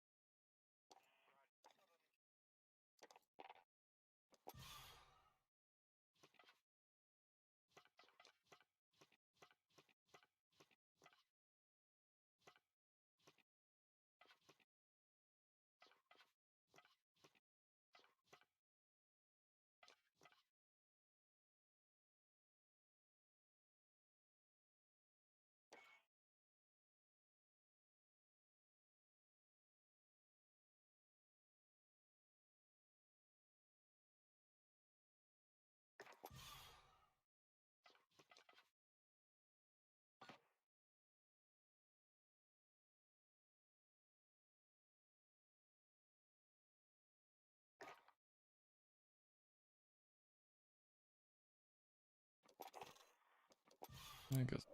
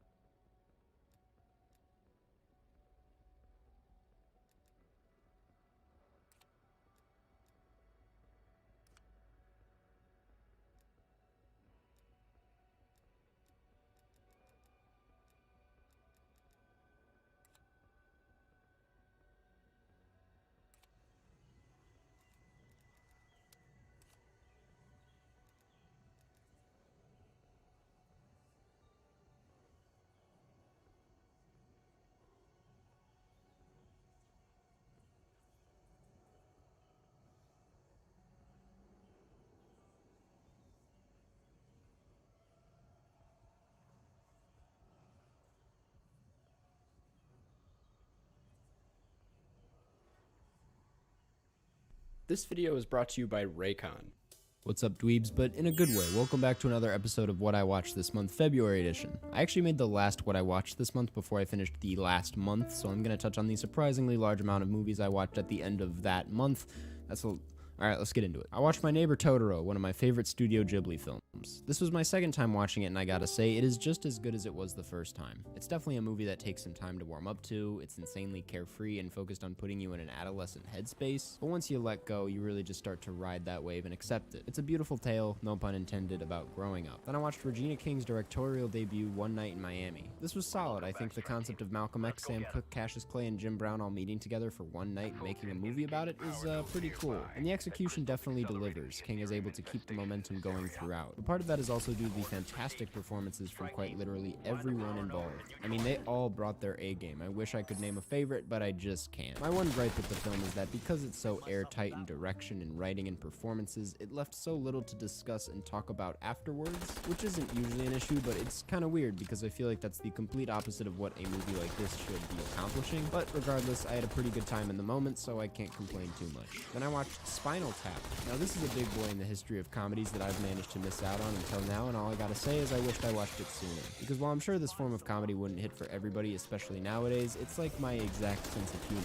I think documentary parodies about bands are the funniest thing for reasons I can't explain. The only other example I can think of is the Blue Jean Committee episode in Documentary Now, which is endlessly rewatchable. But anyways, this is one of Christopher Guest's funniest performances, and I can't wait to watch it again. Then I watched Sundance virtually and caught a few flicks there, one of which was Censor, a horror movie about a film censor who is assigned a film that weirdly ties into her own life. It's a crazy original concept for a film that I personally got a lot of enjoyment out of. It's heavily influenced by Argento and many other filmmakers whose work I probably haven't seen, but it still comes off as very modern and original. I liked it. Be out on the lookout for this. Then I watched Cusp, a documentary about some teenage girls in Texas on the cusp of adulthood. I thought it sounded like a pretty interesting concept and subject that I would have loved to gain some insight on, but instead this felt very one-noted, pretty exploitative, and just empty. I left with a bad taste in my mouth and as though I learned nothing new about these girls other than apparently they like Lil Peep because there's 3 of his songs in this thing. Then I watched Superior, a movie about one twin sister who is on the run and stays with her other twin sister without telling that other twin sister why she's on the run. The performances are great and the cinematography is really fun and different, but for some reason I was way more bored than I expected to be. It just kind of drags a lot and I don't know why. I wish I liked this. It's missing something, or maybe it's doing too much, I can't tell. Then I watched Judas and the Black Messiah, aka the best movie of the year so far. I mean, good God, where do I start? I think everybody brought their best to this film. The performances from Daniel Kaluuya, Lakeith Stanfield, Dominique Fishback, and Jesse Plemons, unbelievable. They're putting so much into the characters without feeling like they're acting. They just completely lose themselves in them. I'm admittedly not entirely caught up on the history of Fred Hampton or this event specifically, so I can't speak entirely on the accuracy of this, but I will say this was entertaining and incredibly insightful. It may play it safe in some ways as far as what it chooses to show and tell and what it doesn't choose to show and tell. But this feels very aggressive, unapologetic, and moving, which is exactly what I wanted out of it. Shaka King is a name to look out for moving forward because his directing and the way he's able to bring all these amazing pieces together to create such a rich film is outstanding. My God, do I love what he did here. Please check this out on HBO Max if you haven't already. Then I watched Branded to Kill, my first Seijun Suzuki film. This dude is weird. I mean, this is a weird film. The editing is very disorienting. The cinematography is comedic. There's a scene where a guy pulls a car while underneath the car to cover himself from getting shot. How do you come up with something like that? It's honestly kind of genius. Did I know it was happening all of the time? Absolutely not, but I had a great time. Then I watched Whiplash, the drum movie. It's good. Then I watched Pride and Prejudice. Hey, this movie is a masterpiece. I'm so quick to shy away from period pieces, but this had me completely entranced. The production and costume design are so detailed, the direction swept me off my feet. Mr. Darcy, who, I'll be honest, did not read as the heartthrob everyone claims he is at first, completely won me over. I mean, I'm obsessed with this guy now. What a sweetheart. I just want to give him a big hug. I just loved this. Or maybe I just loved Mr. Darcy, but I cannot believe I want to rewatch it as badly as I do right now. It's a beautiful movie. I mean, the hands, need I say more? Then I watched Louis Buñuel's film, The Discreet Charm of the Bourgeoisie. I was stone cold sober while watching this and still felt like I was on 3 separate drugs. I mean, it's cool, don't get me wrong, but man, did I feel out of my own head here. I'm not smart enough to pick apart the deeper themes within this thing, but I will say it's a fun fun time. I didn't do this movie justice at all. Then I watched Police Story. This is, get this, my first Jackie Chan movie I've ever seen. And Jesus Christ, I get it now. The guy is a madman. Every scene with stunts, which is most of the movie, is like unbelievable to watch. To watch someone who was put on the earth to entertain do that in front of you is such a fun experience. For as great as those scenes are, there are some seriously large pockets in here that I'll recognize as essential to the plot, but do close to nothing for me. I'm speaking mostly about the non-action scenes. But that phone scene, how did he manage to do that much with that little? I mean, good God. Then I watched Secret Zoo for my podcast. I won't hang on this for too long. I thought this was very boring. I thought a bunch of people dressing up as animals to save a zoo would be fun, but it got really old really fast. I didn't like this. No, I didn't. Then I watched Malcolm and Marie. You guys already know how I feel about this. I think it's pretty boring and empty, but it definitely looks nice, and Zendaya and John David Washington deserve much better. Then I watched Dave, not the Lil Dicky show. I'm talking about the movie where Kevin Kline plays a presidential impersonator and ends up having to be the presidential stand-in. It's a ridiculously goofy concept, and I had a pretty fun time with it. I wish I had more to say about it because, again, I really liked watching it, but I just don't. It's like one really long SNL sketch that's actually good, but offers nothing of any substance. So yeah, go watch Dave. That's my recommendation this month. Then I watched Point Break for the first time, also for my podcast, and Jesus Christ is this thing amazing. I mean, not only do I think this is the best film to represent this era of filmmaking where shit is kind of cheesy and kind of hazy, but it also embodies this West Coast feeling that, when done right, is so vivid that you can smell not only the ocean, but the weed. And I'm not talking seaweed, right? The action is out of this world. I cannot pick a favorite scene. The gay undertones are done so well. It's one of the many great layers this film has. You can go into this wanting whatever you want out of it, and you'll get it. I give it a 4.5 for now, but I easily see that going up somewhere in the future. It's a perfect movie. Then I watched The Princess Bride for the first time. I can't believe I've gone my whole life without seeing this, or even knowing anything about it. Like, I knew it was a comedy, but I didn't know it was, like, this kind of funny. I mean, Peter Falk is really goofy in this, and Christopher Guest delivers another banger of a performance. I like how, unlike a lot of parodies that Guest has been involved with, this one doesn't lose itself in a singular bit. It actually functions really well as a film itself that you can connect to and find empathy in. For as goofy as it is, it's still pretty beautiful. It's got all the pieces it needs, and it's pretty funny. Then I watched the Young Lean documentary, In My Head. Now, I'm a huge fan of Young Lean. I always have been since high school, and I do look at him as one of the most mysterious yet fascinating figures in the music industry. His rise to fame was odd, short-lived, but ever-changing in a way where he might not even be at his peak yet, and that's exciting. So this doc does a decent job at giving us a closer look at the man himself and the events that built him into who he is today. Like, I definitely have a better grasp on him, but I can't say I came out as satisfied as I wanted to be. And you know what? That's okay, because I think half of Young Lean's appeal is the ambiguity. But this is free, and it's on YouTube, and I recommend everyone check it out, even if you know nothing about him. Then I watched Klute. For reasons I can't describe, I've wanted to watch Klute for like a full year and just now decided to bite the bullet. And I liked this, although I can't necessarily say my expectations were blown out of the water. Jane Fonda is a clear highlight. It's crazy that her performance from 1971 still comes off so strong. The first half is definitely better than the second half, where the film doesn't really feel like it has an idea where it's going, but I still had a fun time. What more is there to say? Then I watched Diary of a Wimpy Kid. That's surprisingly really hard to say. And yeah, I didn't like it that much. I guess I needed to grow up with this to understand the appeal. I imagine my reaction to this is similar to how people 10 years older than me would watch Spy Kids and question why anyone still enjoys that movie. But if you grew up with this, if you like this movie, that's great. I'm happy for you.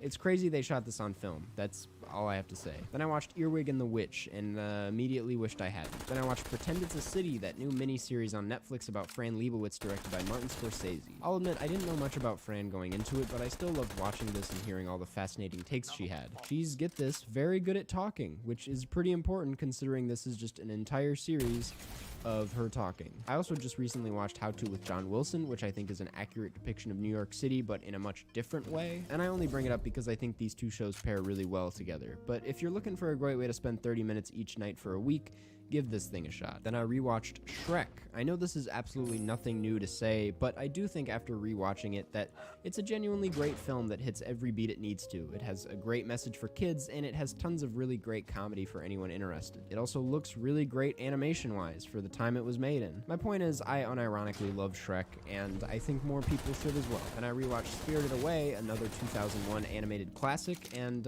yeah, what is there to say about it at this point? I think it's my favorite Studio Ghibli film for sure. sure, and it's one of the greatest cinematic achievements in the history of movies. Then I watched John Lurie's new HBO show, Painting with John. This is one of the trippiest but most enjoyable experiences I've ever had with a show. I don't know how he made it work, but he did. I actually don't want to speak too much on it because I won't do it justice, but if you have access to a certain substance that I won't say and you are a certain age, you should definitely watch this and take your time with it because you'll be really sad when it's over. Then I watched Jim Jarmusch's Mystery Train. Now this is, I think, one of my favorite Jarmusch films, and I'm surprised that's not more agreed upon because it literally has all of his directorial trademarks in it. The use of location, the use of music, the long meditative shots, the musicians as actors, the offbeat humor, the coincidence, the anthology structure, the monotonous conversations. It has all of it, and it's the best version of all those things. I'm head over heels about how entranced I was by this film. It's the first of his that I immediately wanted to watch again. The atmosphere is so rich and inviting that I was super upset when it was over. All I'm saying is, I know this is the last film in the list, but it's probably my favorite thing I watched this month. Please give it a watch. And hey, that's what I watched this month. Thanks so much for watching this video. Go check out all these films and form your own opinion. And before you head out, I want to thank today's sponsor,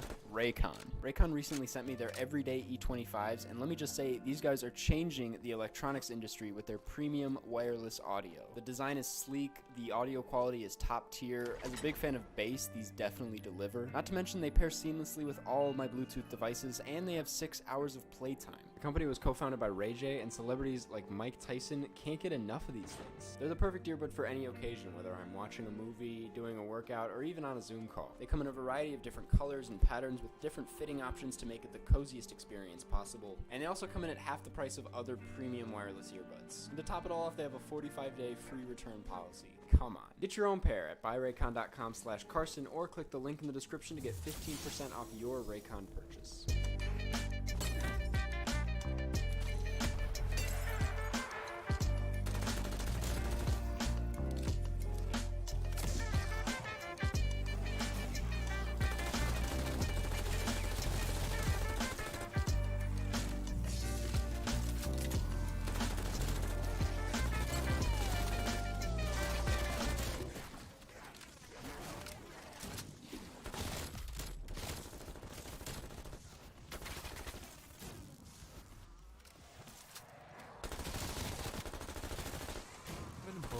Shorter than the Bible used by Roman Catholics. The Hebrew Bible has 24 books.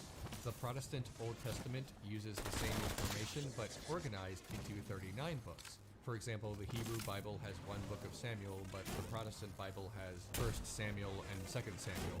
The Catholic Old Testament contains Tobit, Judith, Wisdom of Solomon, Sirach, Baruch, 1st and 2nd Maccabees, and some additions to Daniel and Esther.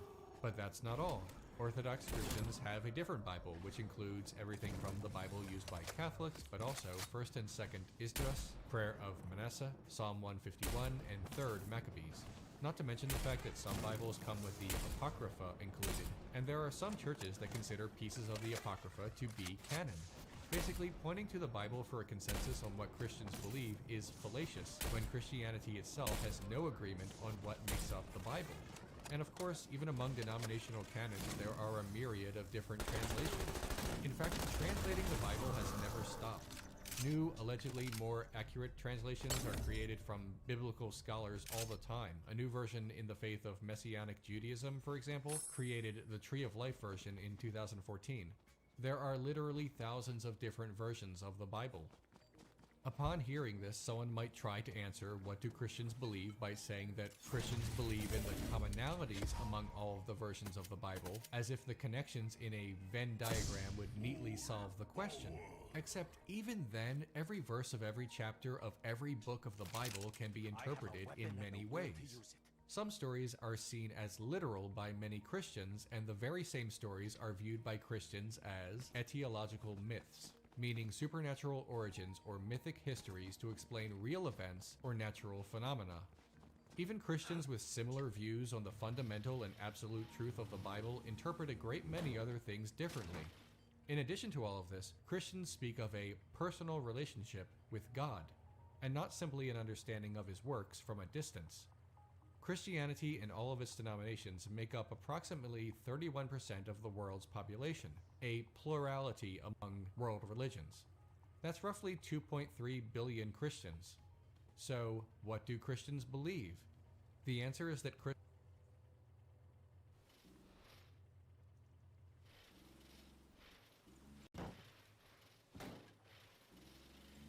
I love the guy sitting next to me. This guy, right here. Prince Harry, Captain Lovable. I mean, I left a job on Suits. On Suits. Yeah, I'm sure it was all pure love. Listen, maybe they love each other. What the this is kind of gross, dude. Let's actually get to what Meghan Markle and Prince Harry actually said. Because, I mean, what difficult lives they lead. It is one of the saddest stories I've ever heard. A prince, grew up a prince, was shielded from his own idiocy for literally years. Remember, Prince Harry was a guy who just, back in 2005, dressed up in like a full-on Nazi uniform at a Halloween party. Right? So, like Ralph Northam, would just never happened, right? It's pretty incredible how that guy is now Captain Woke. So that's exciting stuff. Repentance is possible, people. All you have to do is take your entire family and just toss them under the bus. And meanwhile, Meghan, what a victim. What a difficult life she has led. And just the amount of heroism that she displayed by going on Oprah and ripping on her in-laws' family for fame and fortune. I mean, truly incredible stuff. It's tough. It's tough. I mean, so many tough things have happened to Meghan Markle. Like one time, Kate Middleton taught her to curtsy. Or Prince Harry taught her to curtsy right before she met the Queen. You know, it's just because she was an ignorant American, you see. And then she was ushered into the halls back. But then she saw the flaws in the royal family in a way no one else could. Because she'd experienced American-style racism. So she was shocked to see it in the halls of royalty. That's it. By the way, Netflix movie coming out in a year. Watch. I like that Ben is masking the experience that Meghan Markle had, which, by the way, at the same time, like, come on, yes, she's a princess. Like, ultimately, it's literally winning the lottery. You want an incredible spawn point if you are a royal family person. You know, there's obviously some setbacks. There are some self-inflicted nerfs, like Habsburg jaw, other like genetic problems that come along with centuries of inbreeding, but pretty significant socioeconomic upper hand that is unimaginable to many parts of the other world. You know what I mean? Like, as far as like your spawn point goes, like you got the best one. And same for Meghan Markle. Like, you're very attractive. You end up you're married into the royal family, so like it's you're super lucky, right? But that doesn't change the reality that like all of those other incredibly lucky people are just like being racist to her. You know what I mean? Oh, sorry, you married into the royal family, so yeah, suck it up. You're gonna experience racism. It is a very weird position for Ben to take, because he's technically, supposedly, you know, the debate lord guy for the conservatives, who like to portray themselves as, you know, common folk, those who understand the plight of the average American and care about the average American. So I find it very odd that Ben Shabibo, as an American conservative, is going to engage in a defense of British royalty here and the royal family and monarchy, which is illiberal. It is the most illiberal thing you can do, but he's only doing it because it owns the libs. This goes back to, I have no personal politics, I just want to own the libs, which is ironically how you can categorize all reactionary politics. It is a reaction to progress and change. So that's what Ben is doing again. He was able to identify their deepest secret flaw.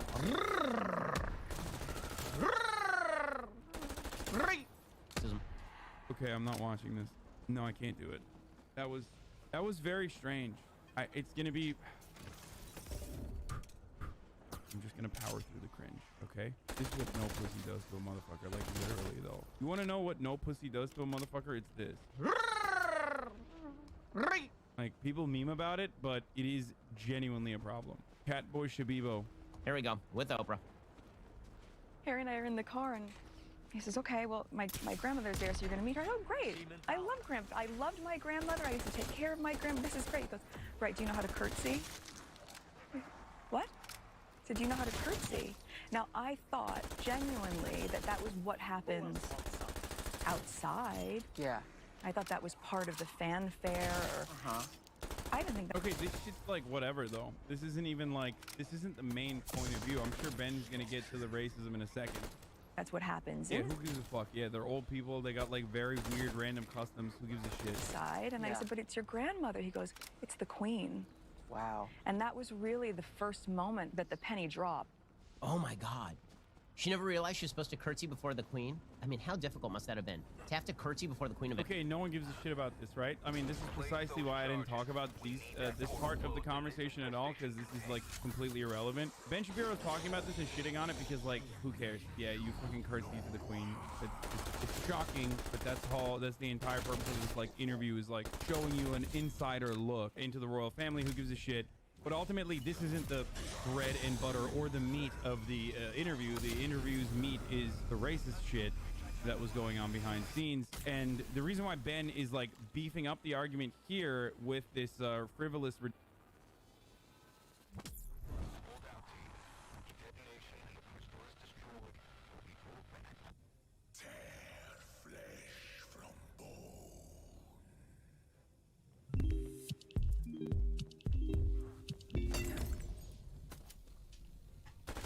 Put you guys through this one, which is that there's been a lot of discussion on the $15 minimum wage and why it's not happening, and that's a discussion point in and of itself. I think I've discussed that, at length of, my frustration with the fact that that amendment was both roundly downvoted by a bunch of Democrats as well, and the fact that, it doesn't make much sense as to why it was downvoted. But I thought I wanted to highlight a video here. I'm sorry to put you guys through it again, but it is Mr. Ben Shapiro as he talks with Representative Ro Khanna from California, and they talk about the $15 minimum wage. And I can just tell you guys something here. This one really does show you, first off, how depraved someone like Ben Shapiro is, but just how weak his arguments actually are. And it's very disappointing. I mean, I think Ro Khanna does a pretty good job at owning him in this debate, but I would say that there's a lot of things that were left on the table. It's a pleasure to welcome onto the program Representative Ro Khanna. He represents California's 17th congressional district, located in the heart of Silicon Valley. He is serving his third term. Representative Khanna is, of course, a Democrat, and for that, we're extremely grateful, because it's fun to have on people from the other party and actually talk through the issues. Representative Khanna, thanks so much for joining the show. Thank you for having me on. I appreciate the opportunity. Yeah, you bet. So let's talk about minimum wage, because you sort of made the news last week when you were criticized for some comments that you made about the minimum wage and small businesses. The implication seemed to be that if businesses weren't paying a higher minimum wage, then maybe they didn't deserve to be in business. So what did you mean by those comments? Well, let me clarify it. I am a strong supporter of small business. I understand the need for small business. I do believe in a $15 minimum wage. My belief is that the Amazons, Targets, Walmarts can easily pay that. But I understand that small businesses may have a difficult time in doing that. That's why it needs to be gradual, and that's why we need to have tax credits and other assistance to small business so that they can do that. So let's talk about the actual policy, the actual $15 minimum wage. So I obviously am an opponent of $15 minimum wage. When it comes to the minimum wage, there are a bevy of studies, including Congressional Budget Office studies. We should also remember, I don't know what he's going to get. He might get this later, I don't know. Ben Shapiro is not against the $15 minimum wage. Ben Shapiro, through his own words, through the things I swear I've heard him say this before, is pretty much against the minimum wage. He's against the minimum wage. He's against literally any type of social safety net. The man is almost like, he wants to go back to the robber baron days of like the 1800s, where you essentially, I remember watching a video when I was young where there was like that old grandpa or something who's working, and like he breaks his leg and then he just can't work. And they're just like, oh, screw you. And he just can't work, and then his like 12-year-old kid has to drop out of school to go, his grandson's like drop out of school to work. Right? Like that's the kind of thing he would actively support in any, in a modern economy. That I guarantee you. Suggesting that it depresses employment, that for people who actually receive the minimum wage, of course, they get paid more, but for a lot of other people, it pushes them out of the job market, because it is not like businesses actually just have a giant Scrooge McDuck's money bank out there, and they're just holding a bunch of cash out there in order to somehow disadvantage their employees, that there is a labor market in which there are a lot of people willing to work for a particular wage, and that they're paying the labor essentially what the labor is willing to accept in order to work at these particular jobs. When you're talking about competitive job markets, especially at the lower end of the wage spectrum, isn't it true that there is a supply and demand issue that actually develops the wage, or why do you think that it's artificially low?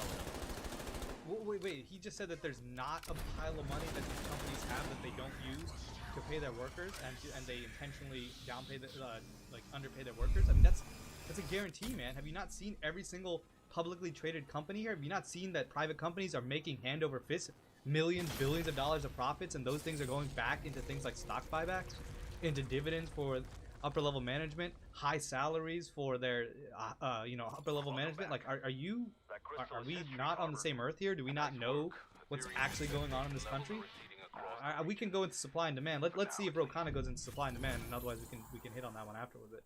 Sure. Let me suggest the two places we disagree. Your view, as I understand it, is this is a contract between two free individuals. Why is the government, the state, getting involved in trying to set the price? My view is that in certain cases, especially where you have monopsonies, where you have a high concentration in labor markets, there are only a few buyers, it's not a truly competitive market. It's actually a market failure. And so you have a wage that is under the competitive market price. In fact, Milton Friedman in 1976 wrote about this possibility that monopsonies could distort the market wage. Second, and I think this is just a good faith disagreement, you would argue people have genuine bargaining power, and you have this concept of negative freedom, that the state shouldn't interfere. My view is that more of positive freedom, that people actually need basic support to be able to bargain effectively, and I don't think that there's true equal bargaining power often. So okay, so before we get into that, just as a definition for those who are unaware, monopsony is the idea that, you know, in a monopoly, it's just one company that does everything, right? They just own the entire market. The monopsony concept is that you pretty much have that where it's just one big company that tends to drive the entire marketplace. So you're talking about like an Amazon, which can, or a Walmart or something that can particularly drive a certain area. They sort of dictate the prices, they dictate the wages, they pretty much dictate a lot of things while not being a quote-unquote monopoly, right? So that's a modern interpretation. And I think Ro Khanna hits the second part right on the head, which is that he talks about this idea, Ben Shapiro here talks about the idea of a free marketplace of ideas where everybody gets to collectively bargain, and yet that's never been true. The union rights and the whole struggle of union and worker rights has been a struggle against the jackbooted thugs that often ran or were employed by corporations to stop the idea of unionization. I mean, unionization needed to be protected by the government, and in fact has to be protected by the government, because if you live in a true free marketplace of ideals, people just cannot unionize because they get destroyed by corporate power, corporate capture of our government, or the fact that by and large, corporations can just put their boot on the throat of regular people, and if there's no way to stop that, you know, their power is just way much more than you can get from just general workers. So I think that that's almost a given, but I guess Mr. Ben Shapiro here will disagree with it. True equal bargaining power often. So there are a couple of issues that I see in some of the stuff that you're saying here, just on the specific level. Obviously, the vast majority of employees at places like Amazon are actually not making the minimum wage. The fact is that the minimum wage is only being made by something like 2.3% of all wage earners in the United States. About 50% of those wage earners are under the age of 25. And when you artificially boost the minimum wage, what you actually end up doing is making it harder for people who actually need the minimum wage jobs to get those jobs, because you have artificially created a base in the labor market from which employers are going to draw. So in other words, a $15 wage is the kind of wage that you pay to somebody who graduated from college. It's not typically the kind of wage that you pay for somebody who graduated from high school. And you see this historically with the minimum wage. When the federal minimum wage was increased, then people who went to high school had a much higher employment rate before, and then the minimum wage was increased, and then the unemployment rate among high school educated rose dramatically. It is not racially equal that way, actually. Minimum wage increases have disproportionately hit black and brown people without college degrees particularly. So why is raising the minimum wage overall a good idea? Because, first off, Ben, I mean, there's very simple concepts here when you're asking these questions, right? The idea of you looking at what's currently happening right now has no relevance. The idea that, oh, well, see, here's the thing. College-educated people here are getting paid $15 minimum wage, right? So if you bring it up to their wage, then the college-educated people are not getting the same amount of money, and that's not equal, right? I'm Ben Shapiro, beep boop. No, that's not what we're talking about here. We're not talking about what people are getting. We're talking about how that actually works in the real world. When people are making minimum wage, they don't have enough to live. The idea that college-educated people theoretically are getting paid coming out of college with $15 minimum wage, and even that potentially not being enough to be a living wage, has nothing to do with anything, because the point is that when you increase that minimum wage, by proxy, those college-educated people will then request more as well. And people that have even more experience will request more as well. And those companies will be forced to pay that through, just like you just said, my friend here, the marketplace, right? Companies that don't pay that will get burnt by companies that decide to pay that to get the best talent. It's literally the basis of how this works. You yourself just advocated for that in your previous question of talking about the marketplace of ideas and competition and collective bargaining and all that kind of stuff. right? You just said that, and you're trying to deny that. I don't know how he's making this argument here, and I really do hate the argument that, well, if you do that now and you move it up there, that's bad, right? Like, because college people now are getting paid that amount. Well, just increase what college people get as well, right? Just let them collectively bargain, like you said, and get more money, because that's exactly what would happen. Well, but you're right. Right now, maybe it's 2.3%. I take your word for the study, but that's at $7.25, and there are 30 million or so of Americans who make between $7.25 and $15. Now, I think the studies go both ways. Some people have argued, and there's studies showing that it increases productivity, it makes workers happier, it actually increases a business's profitability. I agree, there's studies showing that that may not be the case. One interesting study I saw is that what it really forces businesses to do is require high school as a credential. And this a fair point would be saying that this may make it more difficult for those who haven't finished high school to get one of those jobs. But for 90% of Americans who have a high school degree, they will be able to get that job and pay more. So I guess the studies there are studies all over the place on this. My view is that the country would be better off with a higher wage that would help productivity, help the happiness of our employees. I mean, he should have made this argument. He did not make this argument well. He should have made this argument exactly like he said beginning, which was, all right, yeah, you're just talking about minimum wage, and I didn't even think about that. You're just talking about minimum wage people. There's also a bunch of people on the spectrum between $7.25 to $15 minimum wage, so maybe people that are making $10, $11 an hour, which is not enough as well. And by proxy, you are actually increasing all of those people's wages up to this $15 minimum wage, right? Or in fact, potentially increasing some of those people a little bit above the minimum wage. And so the point is you're increasing or improving the lives of those people. He hasn't yet mentioned it. Maybe he'll get to this point, but he should also be mentioning the fact that when they talk about the idea that, well, there's other people who, that this is good, let's just say, for everybody, you should be talking also about the idea that these wages are just not enough, that these wages are painful for people, that to make $7.25 an hour is not very good, or the fact that you are doing that is not even enough to live in many places in this country. So they talk about it as though this is something very successful, or that we should, enshrine these jobs, and yet these jobs themselves are just not that great. And many people have to get a second job.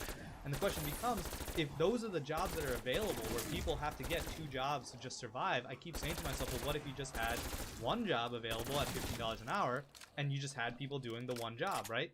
Wouldn't that be better for us? Wouldn't that be better for human lives and happiness and prosperity if they can not have to work 60, 70 hours a week? I mean, people don't even have full-time jobs. That's another thing we haven't even talked about. We haven't even scratched the surface of the fact that people that are on minimum wage often don't even get to work the 40 hours. They don't get good medical insurance. They don't get any of that stuff because they're not full-time workers. They're intentionally capped at 35 hours or something a week so that they don't get all the extra support that full-time workers actually get. So we haven't even dived into that subject. And that is what most minimum wage workers are at. I would say probably all minimum wage workers are not probably full-time. They're probably all on some sort of hourly schedule. Simple kind of rebuttal to that is if it really improved profitability for businesses to provide higher wages, then they would do it. Meaning you wouldn't need the government to actually step in and force them to do it, being that businesses are profit-driven primarily. No, that's 100% incorrect. You're an absolute imbecile. This is the... Well, technically speaking, if it was more profitable, then a business would do it. That's a Ben Shapiro stupidity there, because that's actually not true. What a corporation would do is that often corporations put the short-term value of what they do in a given quarter above what they might do in the long term. See, they might be better off paying people more money to encourage them to stay longer in a company, to grow, to move into management, to take on more leadership, essentially creating a level of expertise within that company. But oftentimes, many companies decide, no, we are going to focus on this quarter only, so we are going to maximize that profit, so we're going to pay our people the least amount possible, in the hopes that that makes their quarterly profits look good. And we're just talking about corporations here, but that does hold well for people that don't have a long-term view of a corporation, which many people, or a business, which many people don't. So I'm sorry, Ben, your argument there is not very smart. Still, you haven't made a good argument yet. It's a fair point. That's if you believe that businesses always are acting in their rational long-term interest. My view is that sometimes businesses are very short-term focused and may not be making the long-term investments. But the second case is, let me ask you, are there any times you believe that the government should interfere? For example, overtime laws. we're required to pay time and a half. Would you support that? I mean, there are a lot of times that the state has made regulations to say that this helps the bargaining power and makes for a better labor market. Yeah, and I'm very much against virtually all of that. I'm extremely libertarian when it comes to labor markets, particularly because I believe that monopoly is actually created by some of the regulatory innovations that people have come up with. In fact, I think there's a reason why big corporations have typically pushed for a higher minimum wage when it becomes clear this is going to happen, because you're right, Amazon can absorb that blow a lot more easily than the mom and pop shop that is down the street. It actually increases their ability to drive other people out of the market. If everybody is required to pay a higher wage, then Amazon can spread that out over the price of its products. It can spread it out over its 83% market share in like the book market. It can upcharge people on the product in a way that small mom and pop stores cannot. Increase in minimum wage obviously disproportionately affects places that have 3 employees as opposed to places that have 300 employees, of which 30 are actually minimum wage employees. First off, he actually did admit exactly what I said, which is he is literally against the government being involved at all, as he said he would rather go back to the old days of the 1800s, robber barons, all that good stuff, right? He's literally advocating for that. But let's also mention the fact that he's talking about the fact that, well, big businesses will be the ones who can absorb the blow, and that is true. By and large, big businesses that make a lot of money, who have been gouging workers and all that kind of stuff, will say, okay, fine, we'll go to the minimum wage just because it makes us look good, because we want to have good PR, because et cetera, we'll just do it. And his argument is that, well, that hurts small business. Well, I want to say something first off, which is, once again, that, and maybe Rokana will finally make this point, I don't know. The idea is that if a small business can only have 3 employees and they're doing it, let's just say, and paying the minimum wage, maybe it's not good enough for people to have that job. Maybe that small business is not feasible or capable of handling a real job, right? Maybe they should cut it back to 2 and pay the minimum wage. It may hurt them, but they may have to do that because there's no point in people having jobs that don't do enough to make them survive. Like, that's something here Ben Shapiro doesn't get. That's something here that conservatives can't seem to grasp. For them, they think that work is the most important part of society, which is actually not true. The idea is, how do people provide value to society? So the goal is, if you have jobs where people can provide value and live and have happiness, right? And they are productive members of society, that's good. I don't want a bunch of wage slaves just working from job to job to job, doing these garbage jobs at minimum wage and never having a real life, never being able to contribute to society in a meaningful way outside of, being a cashier or something. Like, that's good. That's great. I think people that have those jobs, it's fine. But the point is, why are they doing those jobs? If they're doing it to take care of a family and to enjoy their family and to have time with their family, great.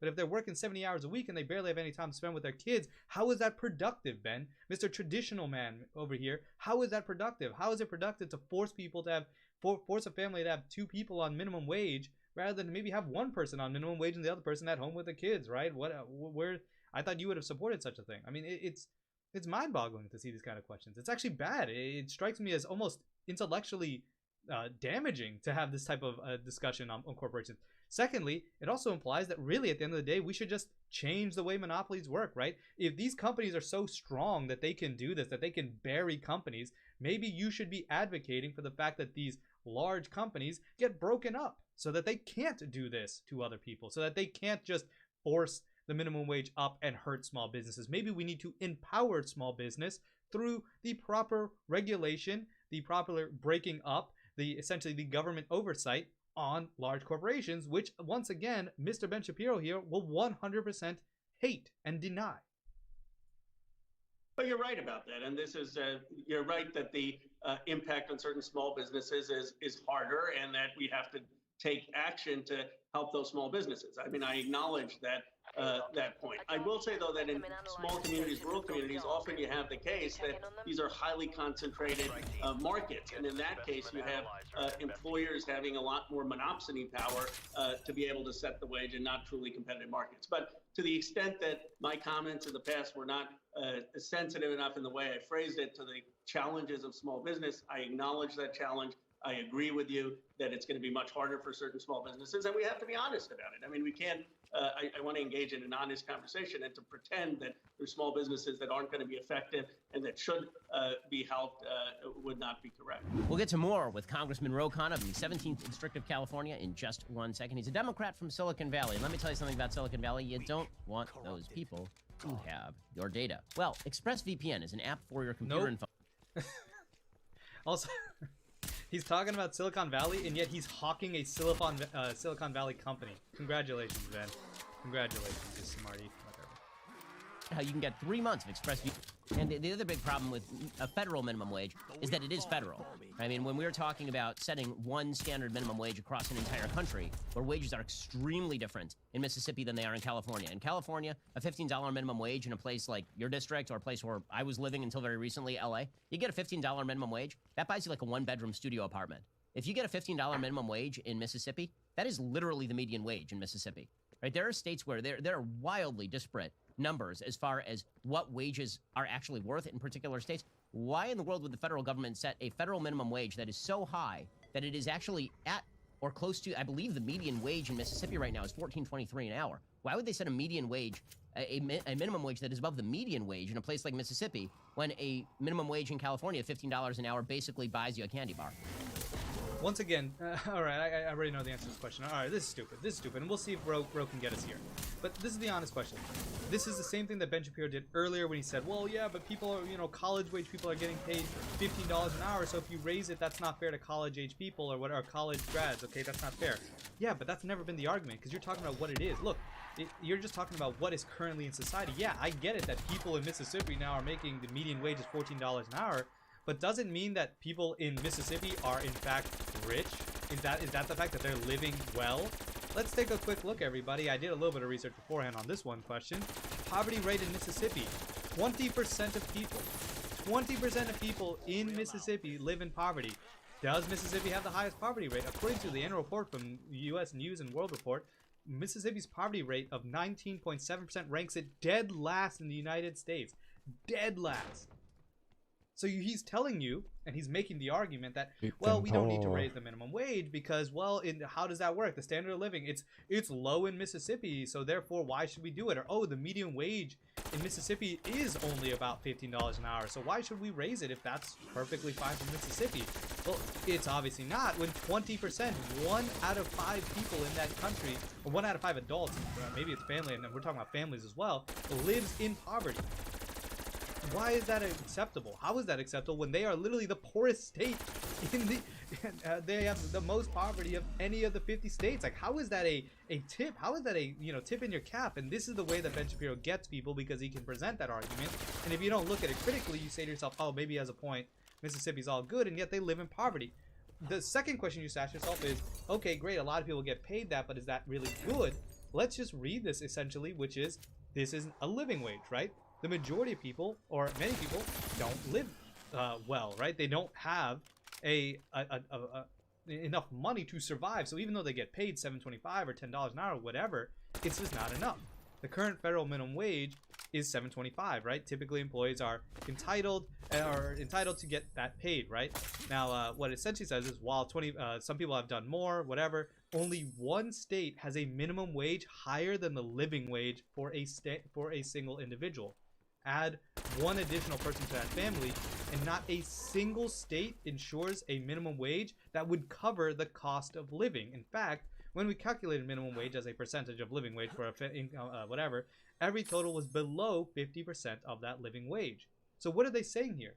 They're saying that even in Mississippi, all across the country, right, when people get paid the minimum wage, it is not enough to live on. For example, what they're saying here is that in Georgia, the minimum wage is $5.25 or $5.15, and for an income for one adult is that they only pays 41% of your living wage, your cost of living. That's not good. And for families, let's say an income for a family of 4, assuming somebody was living on minimum wage, that's 20%. So you would be in abject poverty in both of these cases. If we go to Mississippi, where it's $7.25, they're saying that that would only pay 67% of your cost of living. So even by Mr. Ben Shapiro's standard, what he is saying is that it really wouldn't cover you living on that wage. So you'd have to get a second job to live. If you have a family, right, 2 incomes, 2 people living on minimum wage, that's $15 a minimum. Let's say 2 people for a family of 4, and that's $15 a minimum wage, right? $15 an hour. That's only 54%. So you would need to have both of these people, right, working 2 jobs to make around $30 an hour to have people live at the cost of living for Mississippi for a family. This is a very simple way to look at things. This is a very simple piece of looking at economics, and that shows you how disingenuous Ben Shapiro is, because when Ben Shapiro asks these questions, when he's asking these stupidities, right, when he's pretending like he's very smart, he's not actually talking about how people live, he's just putting numbers on things. He's saying, well, yeah, but Mississippi doesn't, you know, median wage is only $15 an hour, so we shouldn't raise it because then it would be too much. No, look at the stats, and the stats show exactly what's happening here, which is the minimum wage, as it stands today, regardless of in what state you're in, it does not do enough, by and large, to help people. The $15 minimum wage also really doesn't do enough to get you there, but it is noticeably better in how much it improves the cost or the life that people have. So don't listen to Mr. Ben Shapiro here. It's another very, very bad take. If you guys are this deep into the video, this is pretty much the swan song. This is the crescendo where I don't think you really need to listen to any more of him, because if he's making that bad argument and you can just easily objectively destroy that argument with a Google search or two, it's not a real argument. Wage in California, $15 an hour, basically buys you a candy bar. Well, again, this is a debate about the floor. I agree with you. In my district, $15 isn't enough, and the question is, should there be regional variance? Yes. And then the question becomes, what is the floor? I mean, we have a federalist system, so there's a real easy solution here, right? I mean, we actually have like cities and states, and they could do this sort of thing. Right, but the question is, there should be a national floor. And now I'm saying the floor should be $15. Do you believe there should be any floor? I mean, do you think, $7.25 I think is unreasonable. I mean, for example, Cotton and Romney have said the floor should be $10. I think Holly is saying it should be $15. You shouldn't be getting into this argument. This is a bad argument, and I know what Rokan is doing here is he's trying to provide nuance to say, look, we can find the right number, etc., etc. But I'm gonna be honest. It's a bad argument. His argument should be exactly what my argument was, which is you're talking about keeping it at $7.25. Show me that $7.25 is good enough. Show me that even $15 minimum wage is going to lead to people living, you know, exorbitant lives, right? That they're not going to be in poverty. And the answer is, when you look at it, a $15 minimum wage is barely enough in some states, and in most states not even really enough to get you to meeting the cost of living. So if you do that argument, then you don't need to play these games, because you just say to yourself, it's not good enough as is. We need to get that wage up so that people have a good standard of living. Just by and large, as a society, that's a good thing. Now, we're not even going to get into the macroeconomics of how, you know, it's a service-based economy. So if you give people more money, they spend more money. And by spending more money, that makes the economy work.